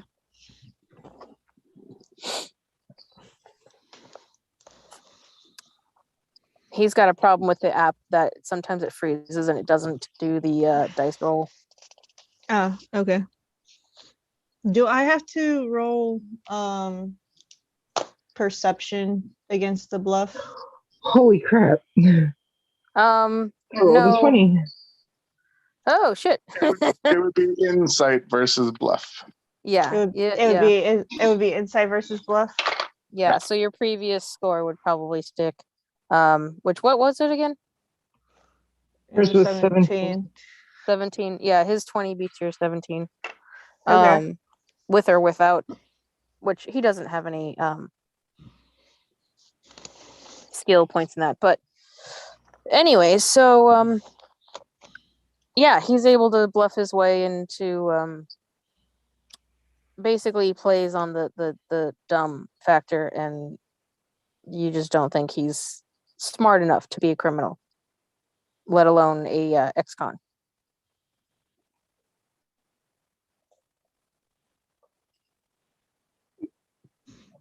Are you? Complete with the airhead. Is your companion the elf? Did they actually say our races? I don't remember. I just remember them saying. I saw your face. Yeah, she saw your head, Yeah, and she saw us. I'm a drow. I would see you in dim light forever. Yeah. She also rolled a nat 20, so like she saw everything. She knows that. I assumed the question would have been: Is your companion the elf from what was said? And then I was like, but nothing was said. Yeah, if you're just saying companion is an elf, that's good. No. I was seriously about to say, yes, he's an elf. The full question before you interrupted was: Is your companion the elf the escaped convict? Dang. Because I was going to say, yes, he's an elf. You can still say that. Yes, but is he the escaped convict? I don't think he's an escaped convict. Can I roll for insight? Yeah, you can do another check. That's a nat 20. Okay, so yeah, you notice a change in his voice when he says, I don't think he's in. Yeah.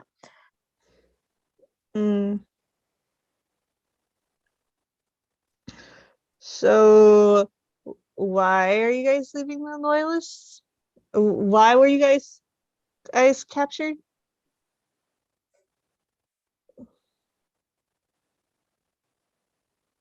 Who said anything about being captured?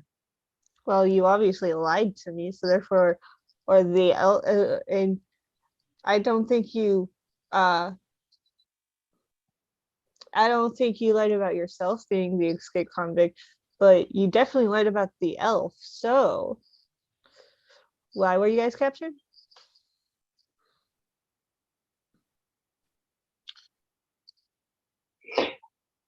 Just because he doesn't know if I'm the escaped convict Yeah. doesn't mean that he.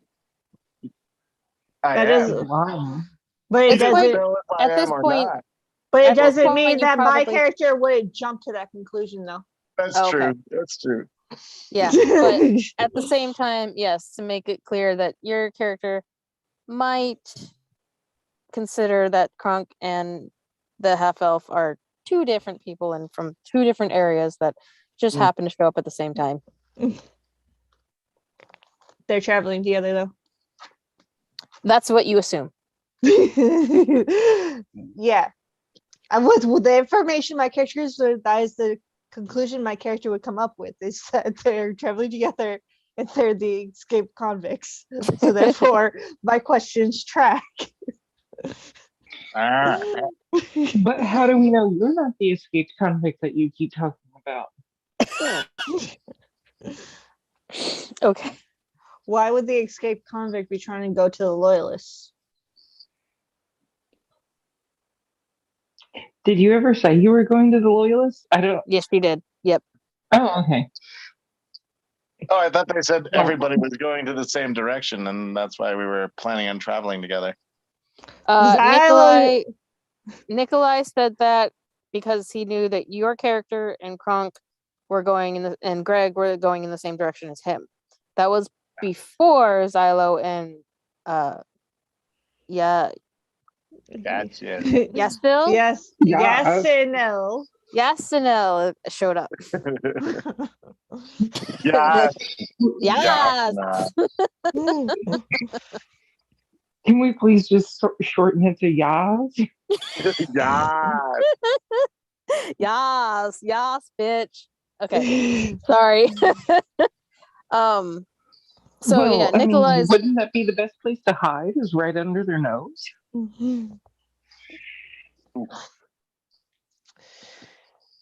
No. The best place to hide would be in the Underdark. Where's the Underdark? Very, very far from here, but it is a very, very hostile place. Noted.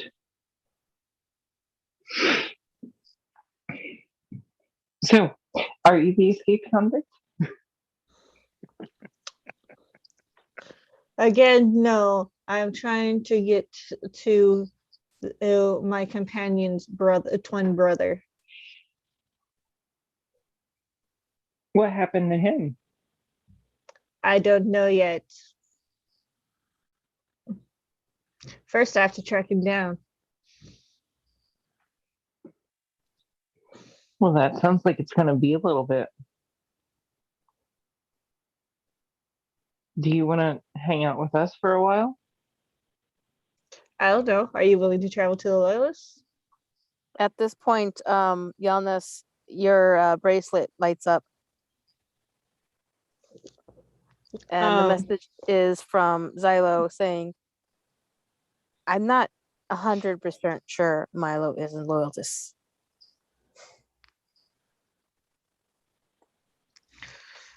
I type back, shut up. Oh my goodness. Wow, what a hostile. You receive a message back saying, don't be stubborn, idiot. That's I type back, that's the last place that we know that he was. We have to start somewhere. You don't receive a message.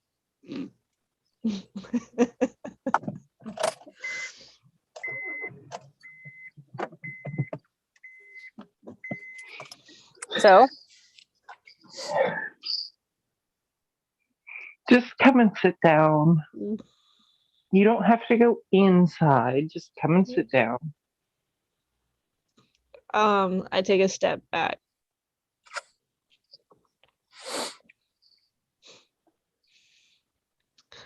And why do you keep trying to get me to come closer?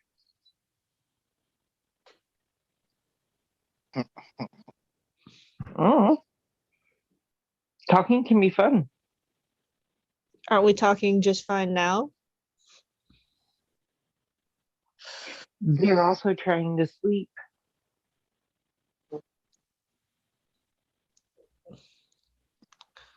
Then sleep, and I start to go back to my 20 feet from the tent.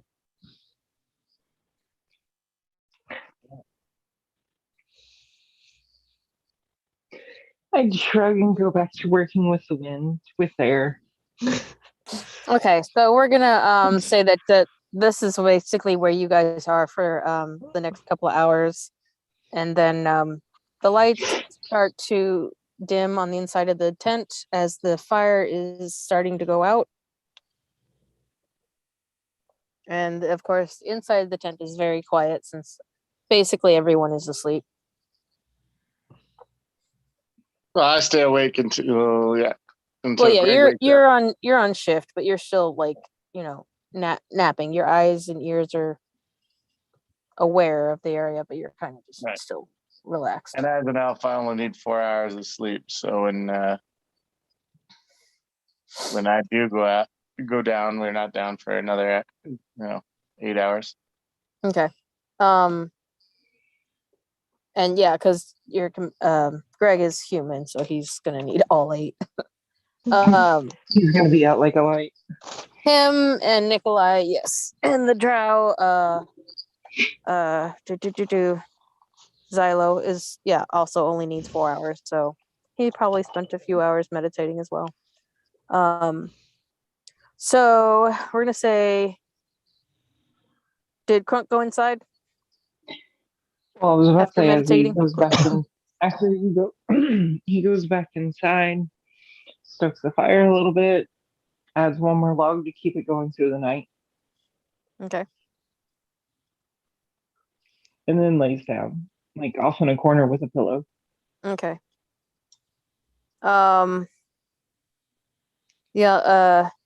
Snow, what do you do? I keep watch with the remaining time that my fire spirit is there, and then I crouch down, make myself as small as possible. Oh, and then put my back against like a tree and Okay, so you basically lay down. And rest for the 4 hours that I have to, and then I'm back Okay. up and I walk close to the tent, and since nobody's outside, I put my back towards the wall of the tent, not the door of the tent, but the wall of the tent. Right. And sit watch. Okay. So you guys are like this for at least another 4 hours, giving it a total 6 hours have passed since before meditating outside. At this point, give me a perception check.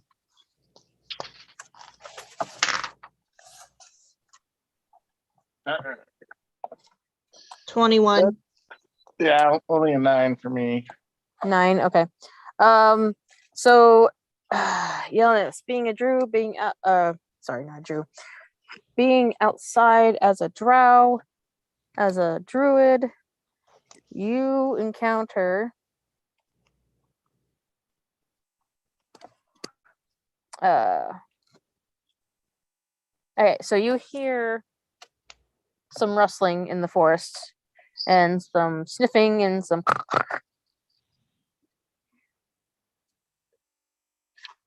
what do you do? Can I do a knowledge nature check? Yes. Oh.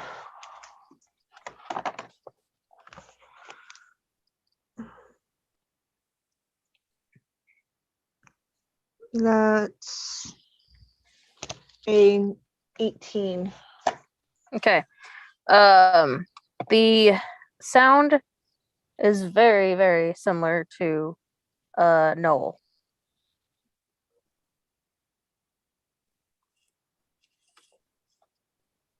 And the rustling sounds like they are hunting for food. I summon my Firefox back. And And then you're going to browse the internet. and I'm going to pull out my bow. Okay. With the whistle arrow. Okay. Um, And I stand up so I'm not in a crouching position. I'm full on stance, ready to fire this arrow at whatever comes at the tent. okay. Roll initiative.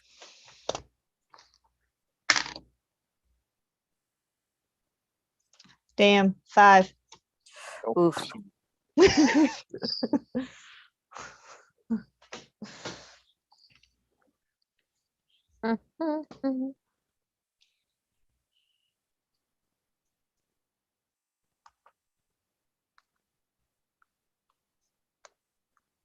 Hang on a second.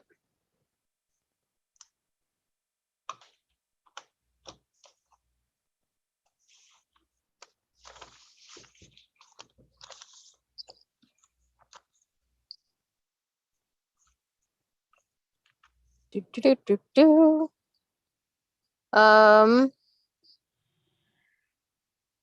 What did you say yours was? Chris? For what? Initiative? No, like your response, like what you heard. 9 was my perception. Okay. All right. You don't notice the sound of the creature or the leaves pushing out, but I'll probably hear the whistle arrow when it gets fired. Yeah, you'll hear that. You might hear some feet outside of the tent, standing up. You also might see the glow of my fire spirit from inside the tent. Possibly. If it's brighter than the fire inside, yes. No, the fire had went out, remember? No, Krunk put some more logs on the fire. He stoked the coals and made it brighter. So, Okay. more than likely, if your fire spirit is casting a shadow on the tent from you, that's what Krunk or Sarndell will see. So you hear footsteps and you see a shadow of an individual. Okay. Maybe they're approaching, but it seems like it's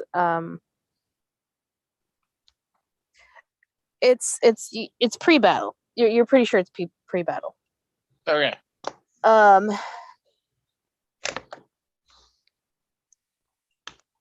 you want me to roll initiative or just go last? Yeah, you'll have to go last.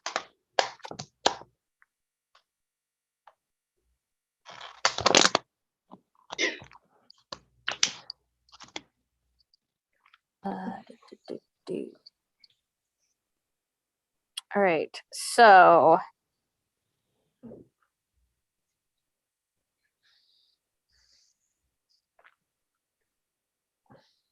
wait, hang on. What did I do? No. Sorry, hang on. My app is fighting me. I feel your pain.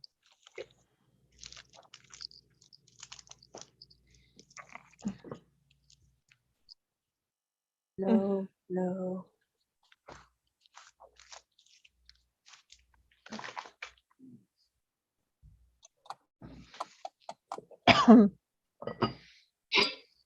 Okay, so I didn't have anyways. Okay, so the Null, wait, yours was a 5. So the Null is gonna attack first. He's already sensed you. He already picked up your smell. So he comes. Let's see. All right, so so I got a 9. So he's going to attack you, but he's Wait. But he was out of sight yet, so he has like a certain amount of he doesn't know exactly where you are, but he knows your scent. So he's running. Yeah. So this is going to be his move. So then you've got a slight advantage as he appears out of the woods. Right. If the character readied the action, then they would get the shot off as soon as they become visible. Right. Yep. So she's got. What's your roll for your attack?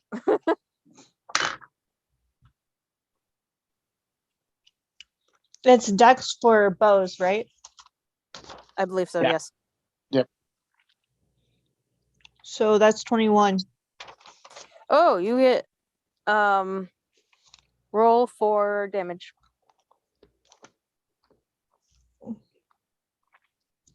It's a D8, right? For the bow, yes. 4. Okay.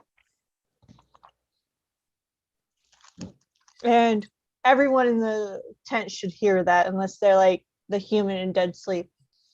Right. Yeah. The Yes, the other two should hear it. So Sarndel, yours next, and Krunk, if you are alert, you'll be last.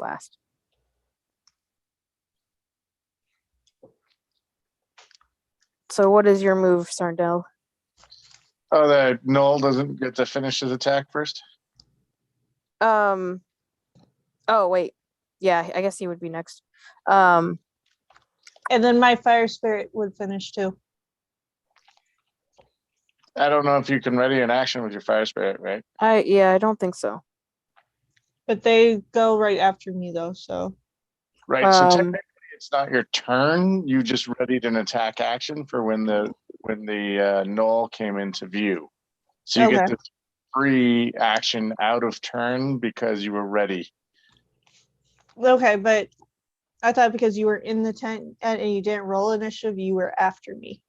Yeah, I don't have He that. is, You still Okay. have but it you was still have your initiative when your initiative comes around. Yeah. Okay. so Okay. it's Noel, and then it's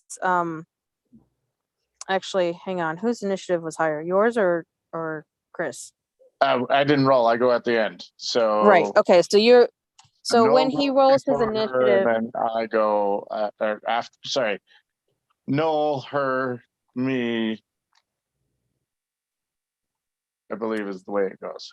well, that's how it is now. But then once you roll your initiative, then we rearrange it because she was ready to attack the Noel once it was visible, which already happened. So then I guess, is the fire spirit a bonus action? It would be part of her initiative. So Okay. when So not yeah, this like round. my fire spirit has a full turn after right after my turn. Okay, Oh so my. not this round, but the second round. Okay. Okay. All right. Okay. So yes, so Sarndel, you have an action. What do you do?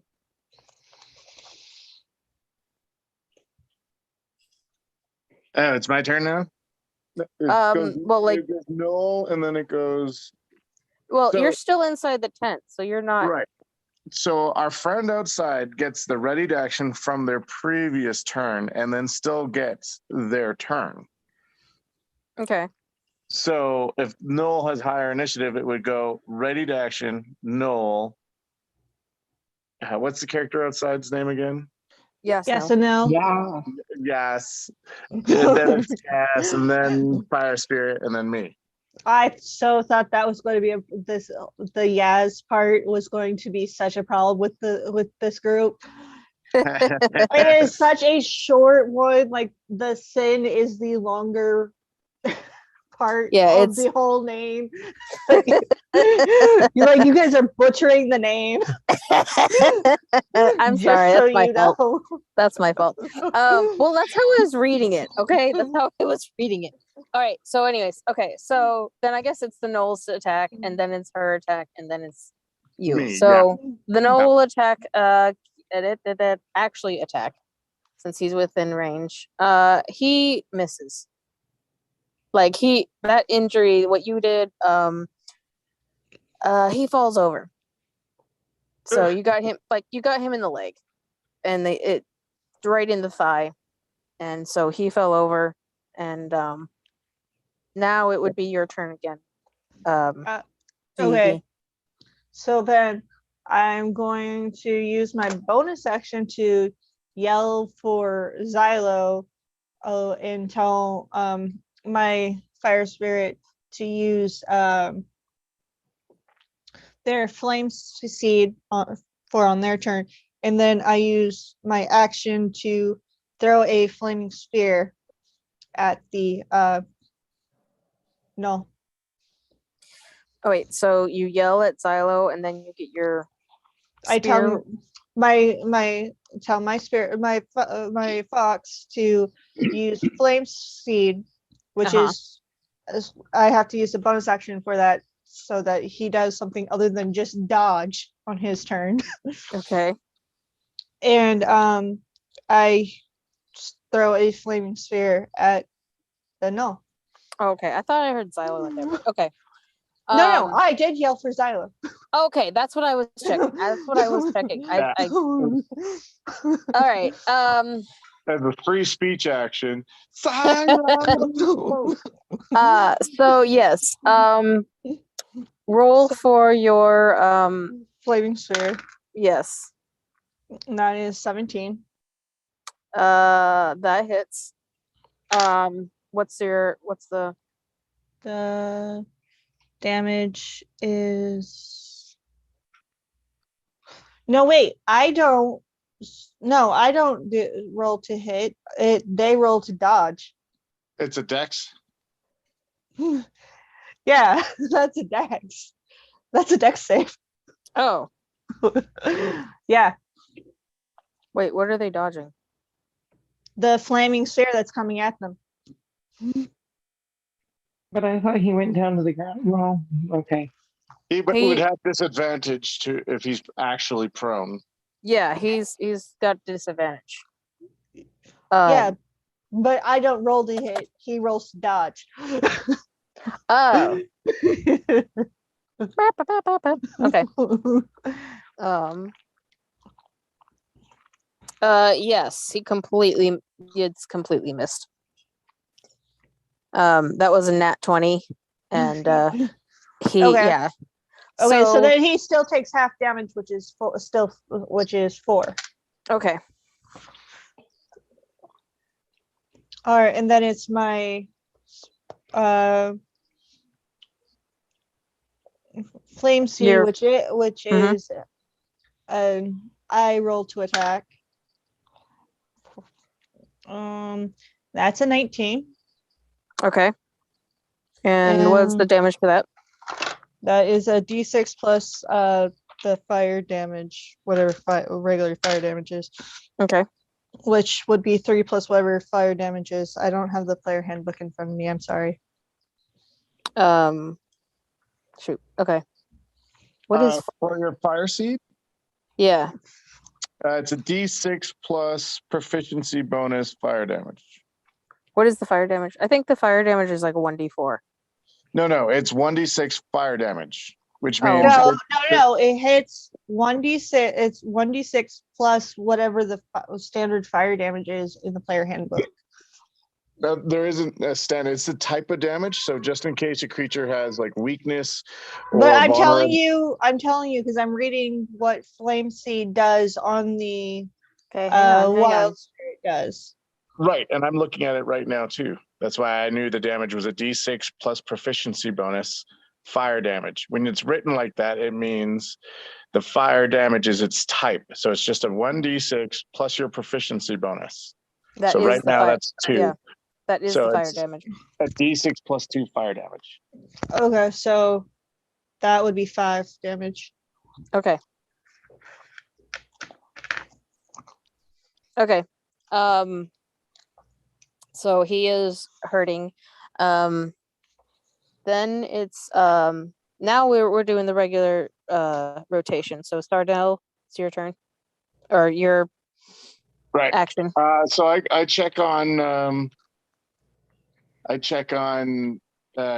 Greg to see if he's awake. Okay. If it looks like he's awake, then I'm gonna get up and run. If it doesn't, I'm gonna tap him on the shoulder. Okay. Yeah, you have to wake him up. All right. So I tap him pretty hard on the shoulder and be like, We're under attack. And I go running out the door. He wakes up pretty groggy, and of course he's a very slow to react guy, but it did register in his head that he has to get ready, so he's going to try as quickly as he can, but he stumbles. He's Right. never been he's better when he's awake, but he's Right. getting there. He's not a And on morning that person. same note, Xylo is getting up and he's ready. He's going to come out. He will be after you, Sarndel, maybe before Krunk. What's Krunk doing? Do I, when I go running outside, do I get an attack action? Can I see the thing? Yes, it is visible, and yes, you will have an attack action when we get there. Especially with the flaming spear. Yeah, he's kind of on flame. Or on Yeah. fire. And the spear is like next to him, so yeah. What is Kronk doing? Do I get to make my attack or what? Oh, go ahead and make your attack. Let's finish this. So I come running out the door, I see the burning knoll right there, and how you doing?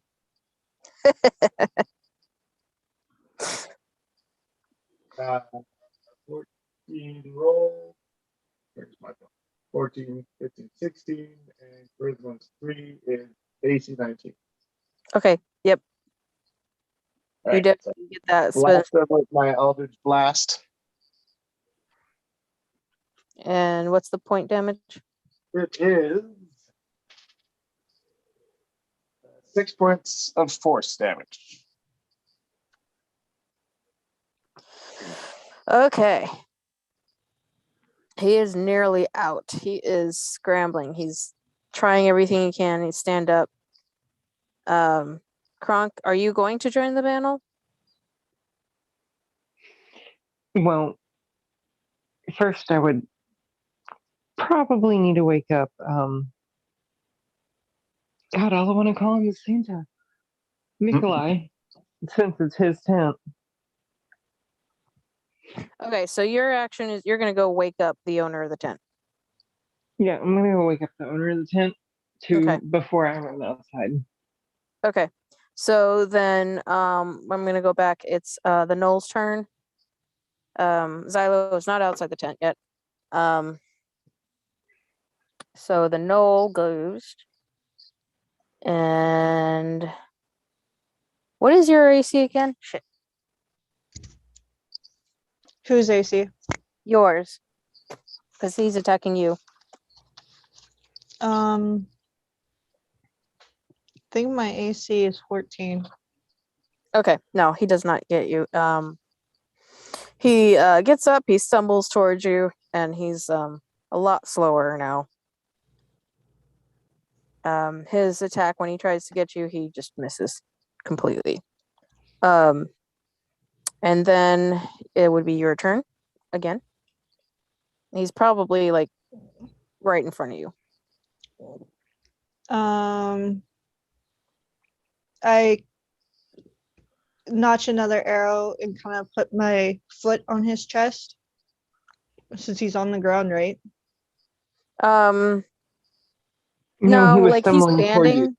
He's coming towards you, but like when he attacked and he like swiped at you, he missed. He wasn't close enough.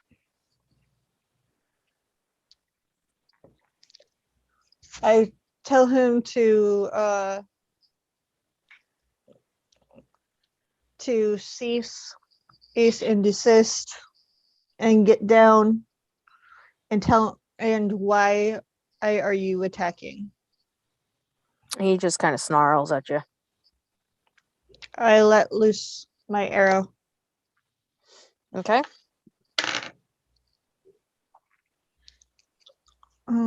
That would be 14. Do you have any bonus? Hold on. Oh yeah, sorry. Proficiency bonus 2. That would be 16. Yeah. Okay. Yeah, that does hit. Go ahead and roll for damage. That's 6. And he is dead.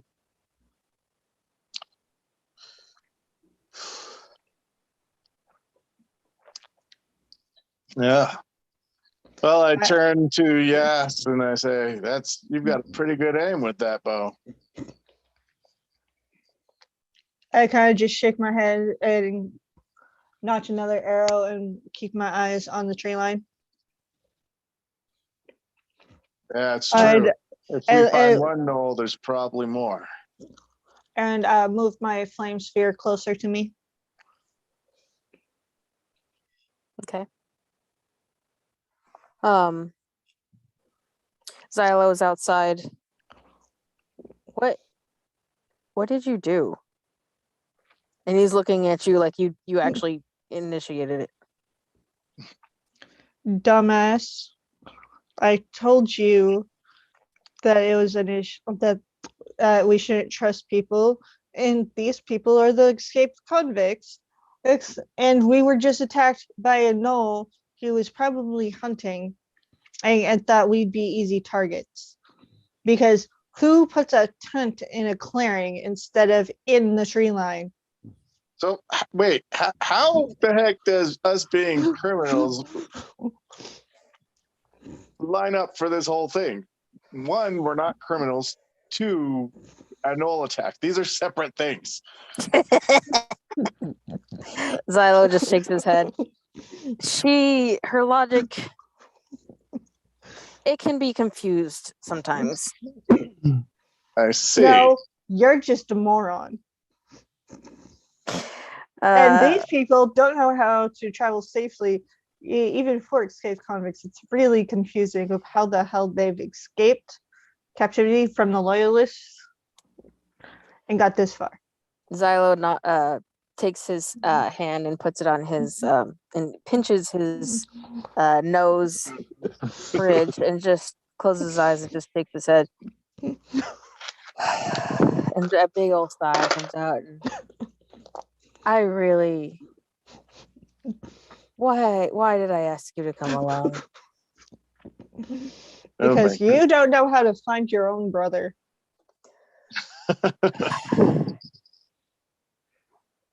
Anyhow, so we are on the way to Loyalist to get my brother out. At least I think he's in Loyalist. Last I heard, he was on his way home to Vorak, and then I got the message that he had been in an accident and taken to the nearest hospital, which was in Loyalist.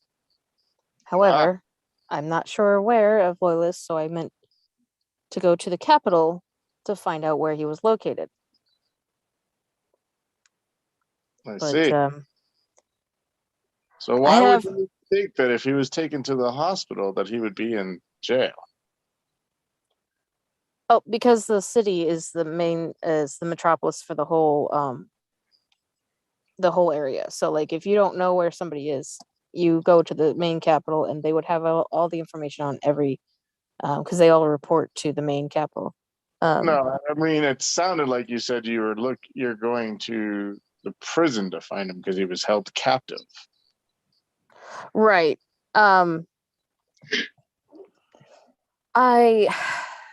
I suspect he's been imprisoned, but I hope it's just an injury.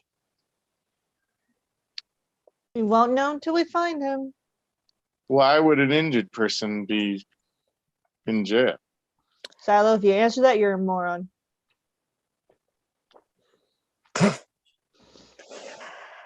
Xylo shakes his head. He takes the hand that was on his nose and brushes his hair back.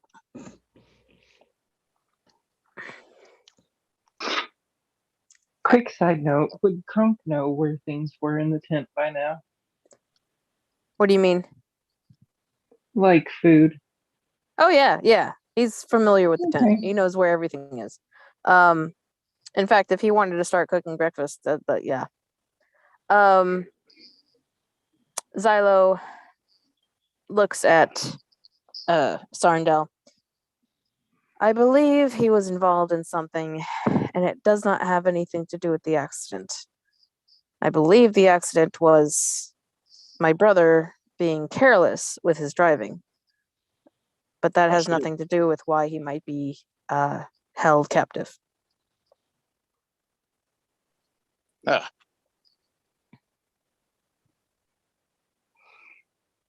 There's a slight rustling in the tent, and you all start smelling something tasty. And out comes a clumsy, groggy Greg, who is half dressed and has the weapons that was given to him. So, like maybe a short sword. Where are they? He goes stumbling around. He sounds half drunk. Okay, Greg, you can go back to sleep. We've dealt with it already. What? Oh, okay. But we.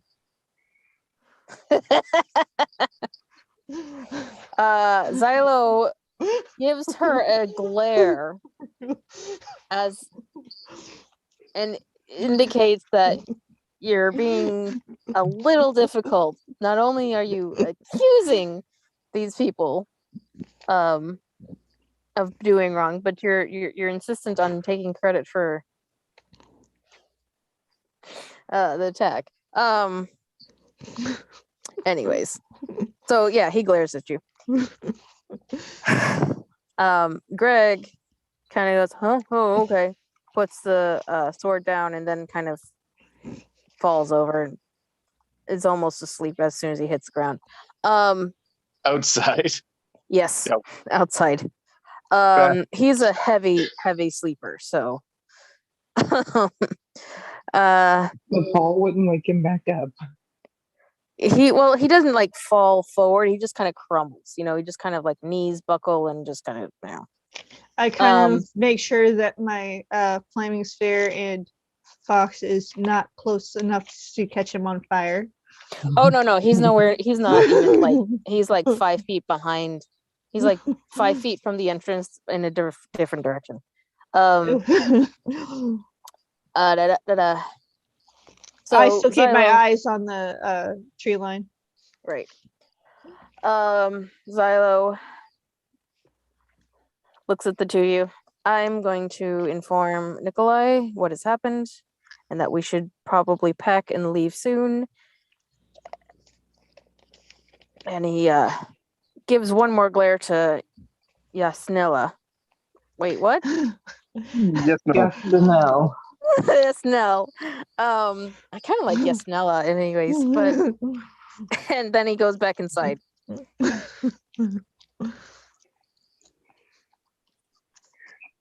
Crunk's just going to town cooking breakfast for everybody. Yeah, Nikolai has. He heard the scuffle outside. Yeah, Nikolai has woken up and he's helping you, and he's hearing information from Xylo. I go and retrieve my whistle arrow. Can I roll to see if it's broken? Yes.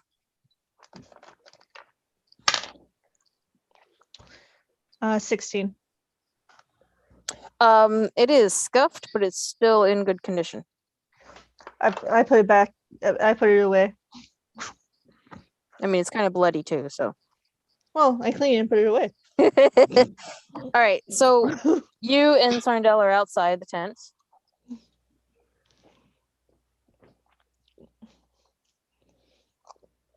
Staring at each other in awkward silence. Exactly. All right, so Xylo comes back out. He has 2 plates in his hands. They are breakfast food, potatoes, eggs, whatever it is. And he comes out. Are you two going to be civil? Why are you asking me that? I haven't killed the people that you have stupidly trusted, have I? Or did I actually protect them? Well, considering you don't like them, I don't know why you protected them. Because you, idiot, were inside the tent. Ah. Not very nice. I don't think your friend likes you very much as I look over at her. Xylo hands a plate over to him. She's difficult. She's He's there's a pam- wall. He's a pampered priest who has never known combat and does not get out of his, temple very often. I'm pretty sure that you haven't seen much combat either. Remember, she was trained by her father and her grandfather. Training is not combat. Training is not combat. No, but she's young enough to have known the war, though, the tail end of the war. So, and drow training, that is combat. That is life or death. Anyways. That is a life or death fight every single training session. He stands by his words. Because he is a drow too. Half drow. Anyways, so he hands the plate to Sarndel and he walks over to Yasnel. Yasnella. I'm gonna keep butchering it. I'm sorry. Yasnel. Yes and no. Yep. Yes and no. And puts a plate in front of her, expecting her to take it. Like, eat. Okay, out of character, or is there bacon? It's whatever she likes. So if she's vegetarian, there's no meat on there. Oh, Joe, I'm not vegetarian. So I will start to nibble at it. While he's holding it? Yes. Well, it's in his hand. Okay, so you're standing there with one hand on your bow and arrow and the other hand nibbling while he's holding a plate in front of you. As I am still checking the tree line for movement. Right. And you do not see any. Xylo. I want to check that. I want to start checking the Null's body to see if he has any identification or information on him. Still on fire. The flames are kind of dying down. So says, I need. He's not sure what to say now.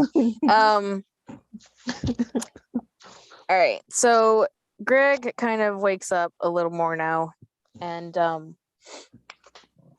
he looks at what's going on. He's like, "Who is she?" The one who kept you guys alive. Did we hire her? Where did she come from? No, I just was protecting my idiot of a friend. Remember the priest said he had a friend that was being shy? This is it. Oh. And as he's asking these questions, I imagine my character actually looking for information from the Null's body.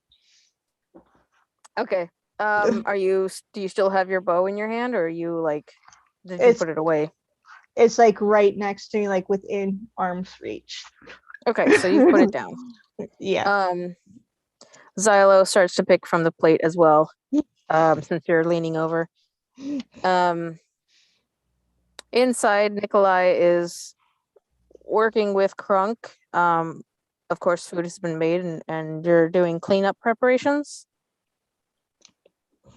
I would bring a plate of food outside to old Greg. And Greg would sit up. He would sit up, he would cross his legs, and he would eat from the plate, like, thank you. He's waking up. He's doing better.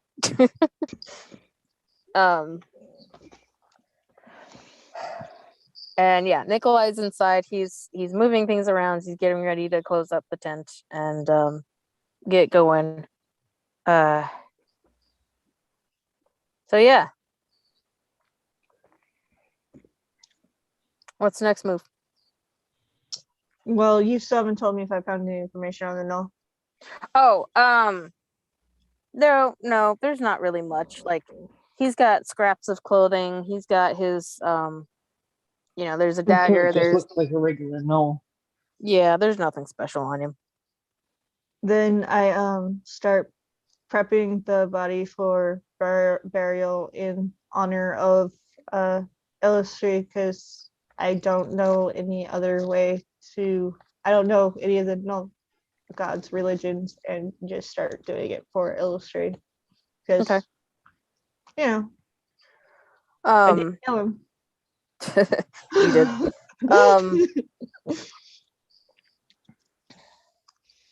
So Xylo comes over to Sarndel. He's kind of finishing up his plate. He's getting ready to go inside and clean up. I think we may need to travel with you. We're going the opposite direction as you are. I understand. Unfortunately, I need information, and Wharfburg is just as likely of a place that my brother would have ended up as loyalists, as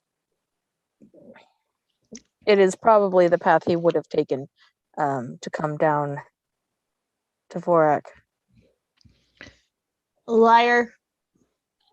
Fair enough. It is. We mapped it. We mapped it out. I mapped it out to the likeliest place that he would be, but not. I told you, I don't know where he is. I need to get information. Yes, that information- and if that- but the information is where he would most likely be, which is in the opposite direction of what they're going. Not necessarily. Then why didn't you plot if that's the case, then why didn't you plot the course towards that town instead? Because Wharfburg is a bunch of merchants. Usually, you have to have money to get information. I kind of tilt my head at him and look at him like he's completely retarded again. If we went to Loyalists, we could use our status and get information wherever we went. In Wharfburg, it means less. We could have used our status, but what comes with status? Money. Not always. But And yeah, in this case it does. okay. I mean, looking at his robes. Yeah, it does. he kind of blushes like, shit. Like, yeah, she's right.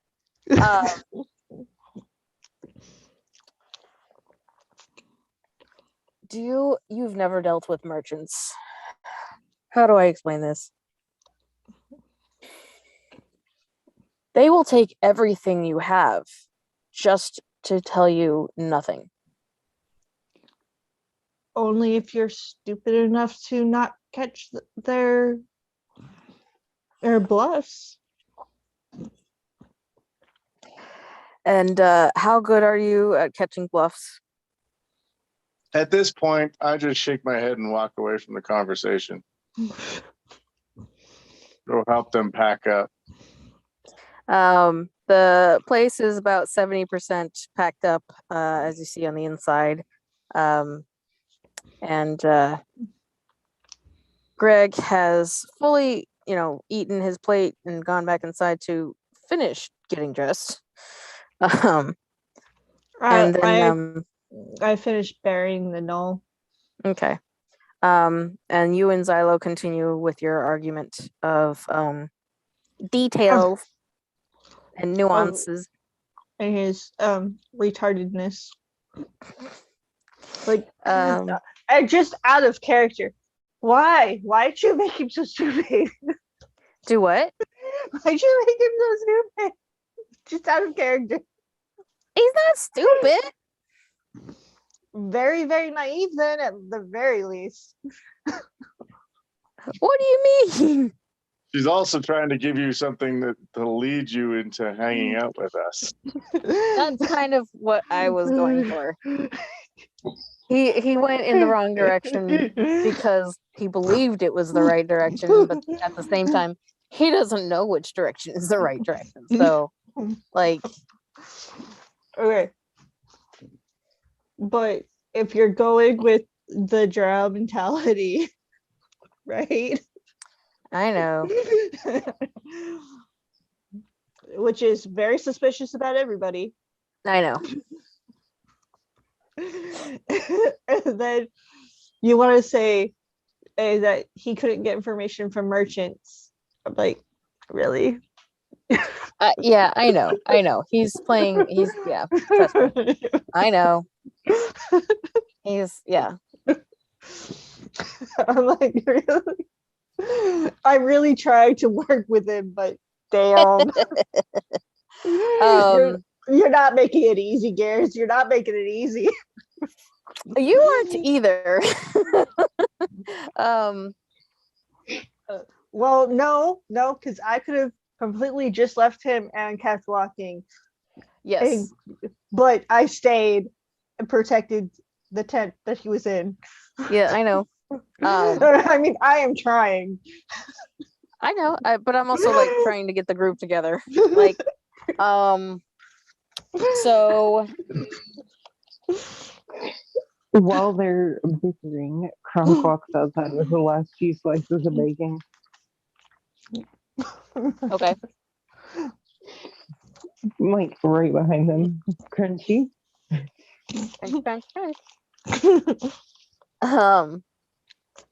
Okay, so at this point, what are you guys doing? Like, we're all packed up, and Nikolai, everyone is outside the tent. Nikolai is then he goes and he goes to the side of the tent, opens up the flap. There is a console, and he presses a few buttons, and then you watch as the tent kind of shrinks. It folds in sideways before it starts to fold in length top to bottom until it's a backpack, but not like a child's school backpack, more like an army backpack. He made a Harry Potter tent. That's all that I can think about it. That's all I can think about it. And then he pulls his sleeve up, touches his sim disc in his tattoo. It lights up, and you hear a hovercraft approach. And it comes down and lands next to Nikolai, which is probably on the far side of the group. And it is a type of, it looks kind of like a sled, but the front is got a glass shield in front of it, and then the back is like a kind of truck. Nice. He opens the side, tosses the bag in, and then he opens up the back, and when you get to it, there will be a bunch of seats, and it'll look kind of like a small bus, and the part of it is filled with weapons and his inventory, basically. Xylo looks back. I used one of those tents when I was serving. Nikolai chuckles and says, "Yeah, they're one of a kind." Greg kind of nods, like, "Yeah, kind of just staring at it. Huh? Kronk is kind of just still staring, like, wow. So cool. right? Like, yeah.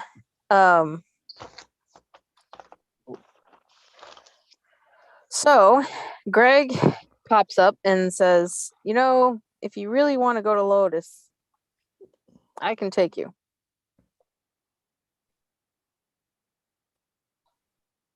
And Xylo kind of looks at him. I'm sorry? And Yasnella, what did you do? Do you have a reaction?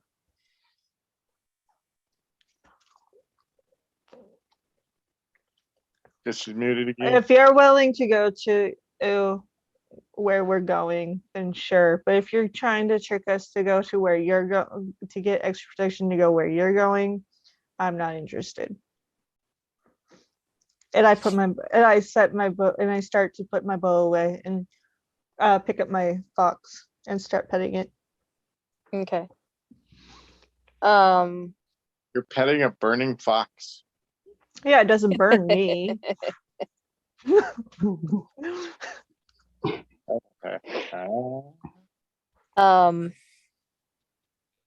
Okay, I have to pause. Out of character. Vivi, what can I do to get your character to willingly go to Wharfburg?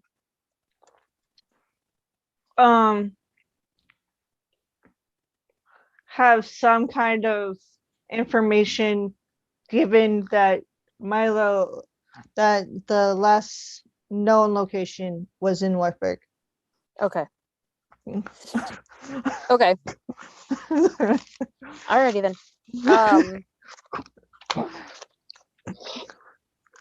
All right, give me a second. Okay, you hear the crunch from Kronk taking a bite of bacon? Crunch, crunch, crunch.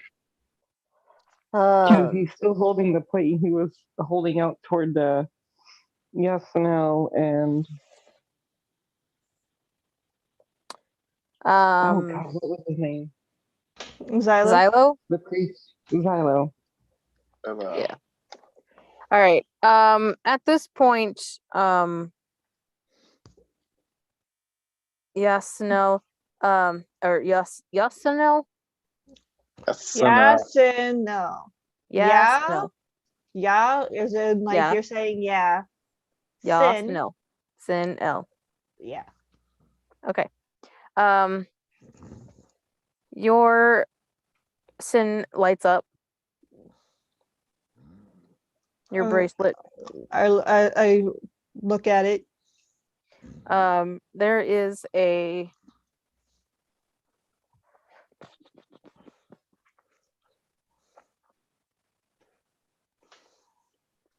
is a call request. And it is unknown. I answer it. We're trying to reach you about your car's extended warranty.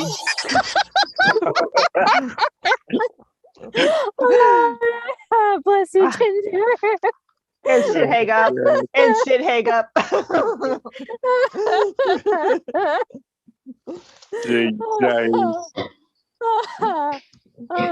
You know what? We're gonna make that canon.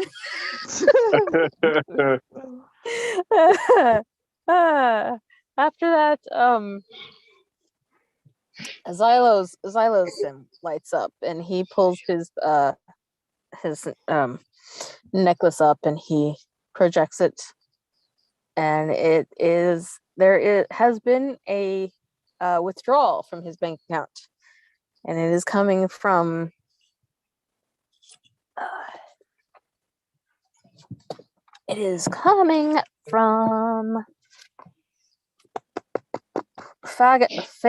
Phagos Wharfburg. It is from the town Phagos within Warburg. All right, you're going to have to explain how money works in this world. So I will. Xylo looks at it and says,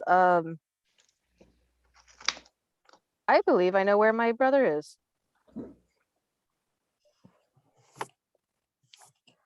He looks over at Yes and no. I believe he's in Phagos. And what, pray tell, makes you think he's in Feos?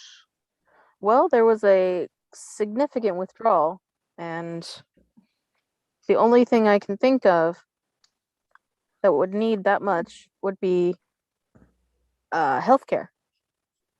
And my brother and I have the same account. So if he has access to it, either he is there or someone has his SIM chip there. Either way, I think that is the direction we need to go. If we get there and find out that someone stole your banking information, I'm killing you. Fair enough. I start pulling up a map towards Feos.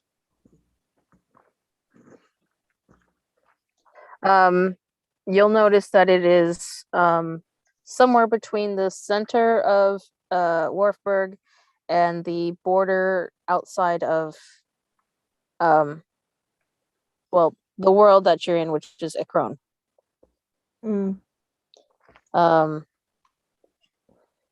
Most people don't go outside of Ekron, but the merchants in Warfburg will. And that's where they get all their like unique and elite stuff. So this is the only clue that I have. Are you willing to go to Warfburg now? Like I said, if it turns out to just be someone stole your banking information, I'm killing you. And I start walking towards there. Okay. He just accepts it. Like he's lived with you. Like he knows it's just you. And he looks at Sarndel. I apologize for any misencounters that may happen on the way with her. Mm-hmm. She is a stubborn one. Yeah. Well. Oh my God. That is okay. I dealt with a lot of stubborn people in my job. And you would have met all types. In fact, you were escorting a drow, so yes, you know exactly. Mm-hmm. At least she ate the food this time. Do what? At least she ate the food this time. All right. So Nikolai claps his hands, says, "All aboard." And Greg kind of shrugs his shoulders, like, "Oh, I guess I'll join." You got nothing else to do. I kind of look back to see what it is that he's saying all aboard to. It's the sled-looking thing with the glass panel in the front and a truck back. Yeah. So, like, if you were to look at a moving truck, the back part is very much that, and then the front part, instead of like a hood, it's a shield. Like the glass part of the windshield went all the way up to the sides and the roof. Think the Jetsons. Okay. Think a little bit like the Jetsons. So but I'm like, and it's faster than walking. I climb in the back, and I make sure that my fox is in my lap and not touching the truck. Okay. So that doesn't, set things on fire. Yeah, and you'll notice that there's a type of force field around some of his items in his inventory, partially to keep it in place so it doesn't move, partially so it's not stolen. And yeah, there's like 6 chairs or, seats in the back, kind of facing each other against the walls. Xylo, with finishing his interaction with Sardell, also follows.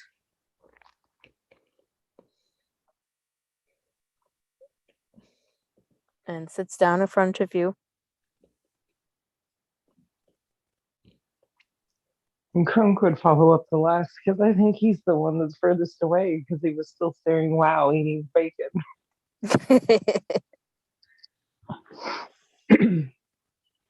He was running up to the side of the vehicle to hop in. Okay. And then Sarndell, you're already in? Yep. Okay. So you all are in, and the trip takes several hours, but because it's a hovercraft, you're traveling a hell of a lot faster than walking or any other type.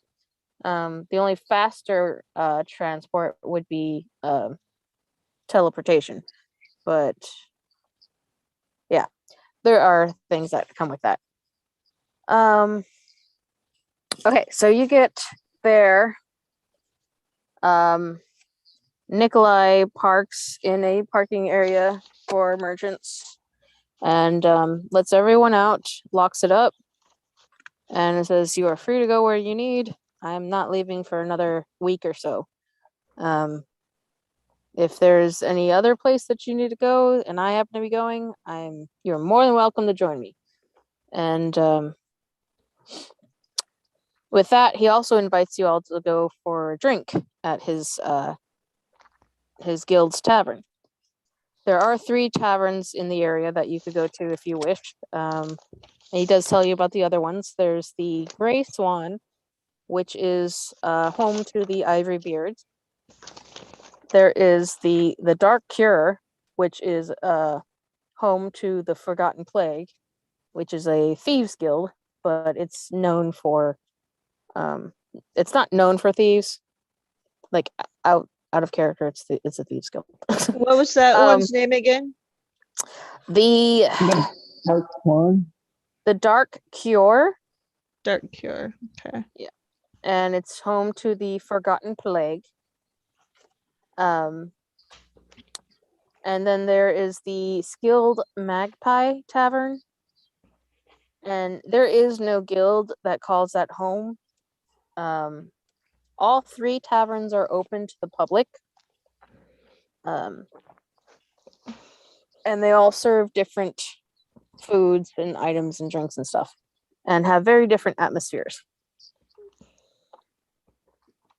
So what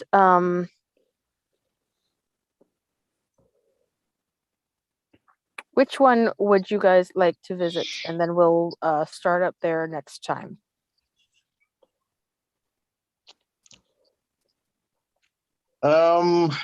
Well, I mean, we are currently trying to find out why our government is corrupt.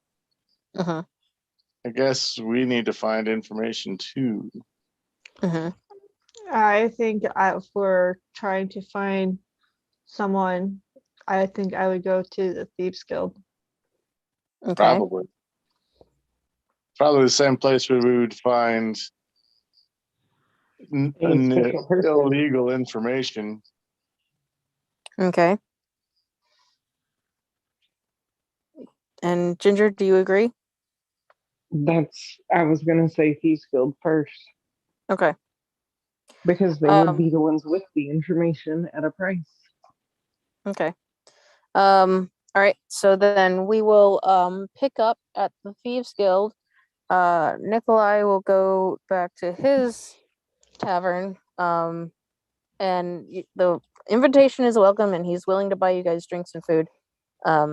But at your leisure, whenever you feel like showing up. And then what was his tavern named again? the Gray Swan. Okay. Gray Swan.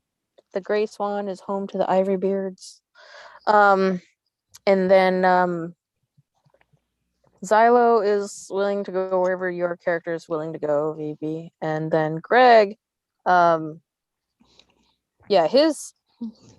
he doesn't care where he goes, but at the same time, like, he kind of wants a new sim chip, and he thinks everyone else should get one. Like, not everyone else, but the other 2 should.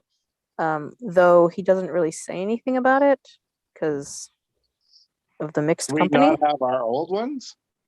You have your our old ones, but we don't he want wants them us anymore. to get new ones. Yeah. You either have to get new ones or you have to get okay, so let's do this real quick. So VB, you and Xylo kind of go off, and Greg and Kronk and Sarndell are together talking.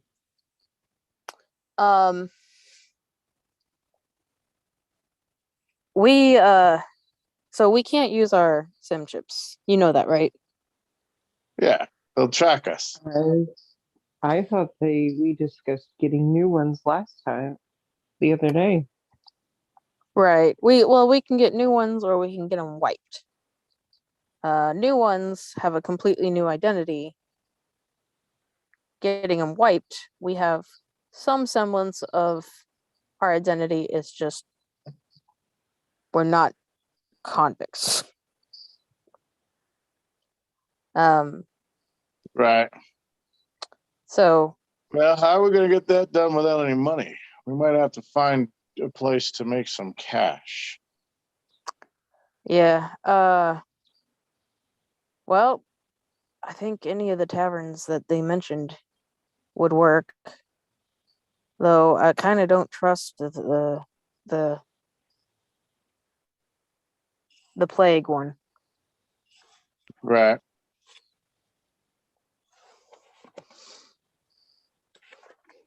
The dark cure. Dark The Forgotten Plague Guild sounds a little suspicious, if you ask me. I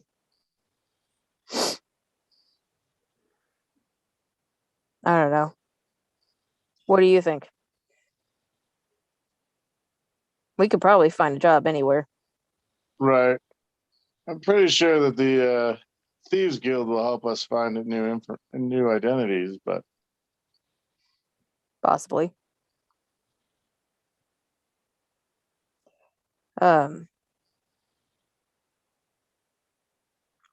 at the same time, I'm not sure. With us being former officers, they may not help us. well, I mean,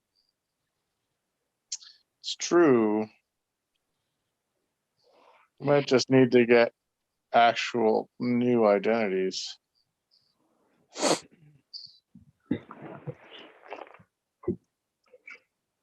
All right. Well,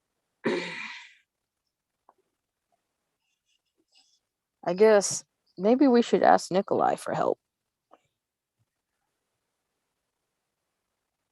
Yeah. Well, with his experience, you think he would be able to get a new ID on the fly? It's possible. But I would also think that the Thieves Guild would be able to get one on the fly too. He might also be able to let us slide it without having to pay an extravagant amount of money. He did get us our new garments. Yeah, that does put us further in debt with him, though.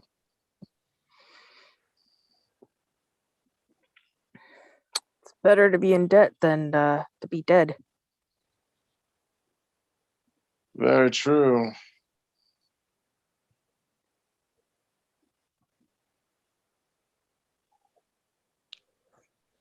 Well, I wouldn't hurt to ask anyway. At least we've got his trust already.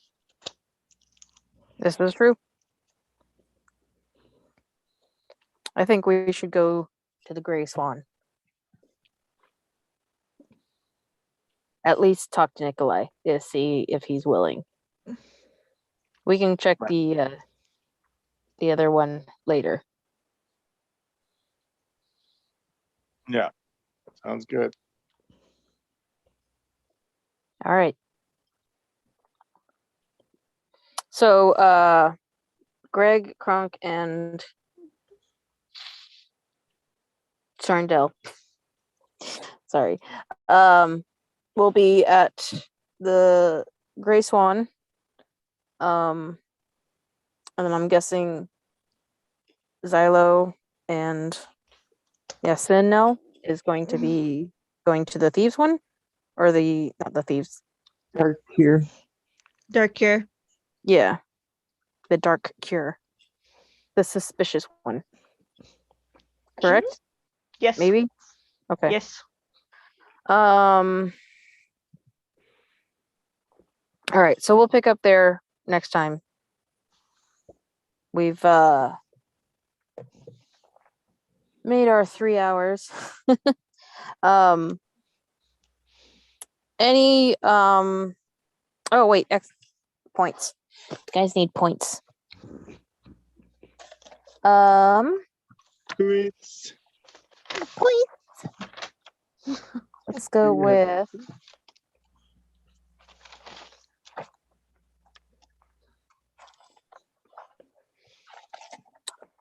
I want to say, Do we get a level? do you get a level? I don't know.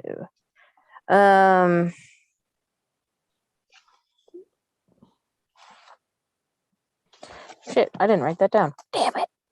We'll just do 1,200 points each of you. 1,200. 1,200 for each of you, and then another 200 VB for killing the gnoll.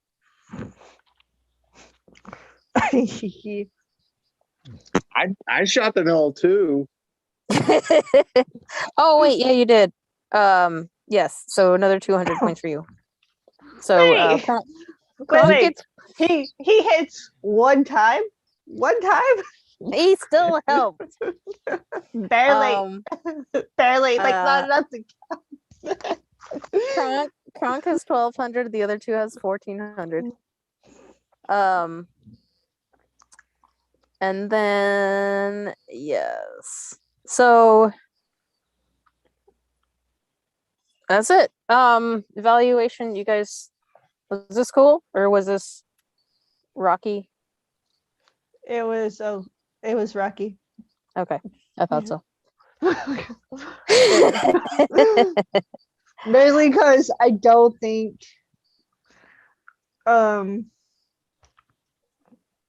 you understood what was motivating my character, what was the motivation to my character. Yeah. At this current point in time. Yeah. Like I have no idea about who these other characters are. Right. I only know my friend who's being a complete dumbass as far as my character's concerned. Right. And deep concern for this twin of said brother. Right. And he's just like wanting to pick daisies and get into a lot of take a lot of risks. And I have no ties to these other characters yet. Like right. No, I understand. I understand. Hey, you ate my bacon. What, Ginger? I said, hey, she ate my bacon. There's some trust there. Chris? Thoughts? You good? Yeah, I liked it. Yes. Mhm. Okay. Like seriously, like any criticism? No? No? Okay. All right, so I'll work on the motivation for your character, VB.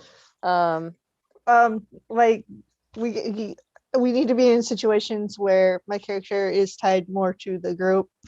Right now, she's kind of like, I don't trust these people, and Xylo keeps being a dumbass. Right. I get sidetracked. My reasoning is that he's been on the surface level for the majority of his life. So he's probably a couple of decades younger than your character. Well, my character has always been, but she has always been trained by people who had been in the Underdark. Right, and he is his father has has come from the Underdark, but his mother was from the surface. Yes, this is surface. So he's a little soft. He's a little soft. And dumbass, apparently. I'm sorry. Well, he's got his mother's side to him. Yes. And so like that's my reasoning for his actions. Yeah. That may seem out of character, but seriously, he's got a half brother, or not a brother. He's got a twin who looks like a high elf, while he looks like a Yeah. drow. Okay, so I'll work on that. We'll talk about it in Discord. Yeah. The rest of you guys have a good night. Thank you for joining. I hope you guys had fun. I hope we get a little bit smoother and get the bumps out later. Mhm. We'll eventually get there. Yeah. All right. Thank you so much. Have a good night. And I'll see you guys in 2 weeks. Bye. Bye.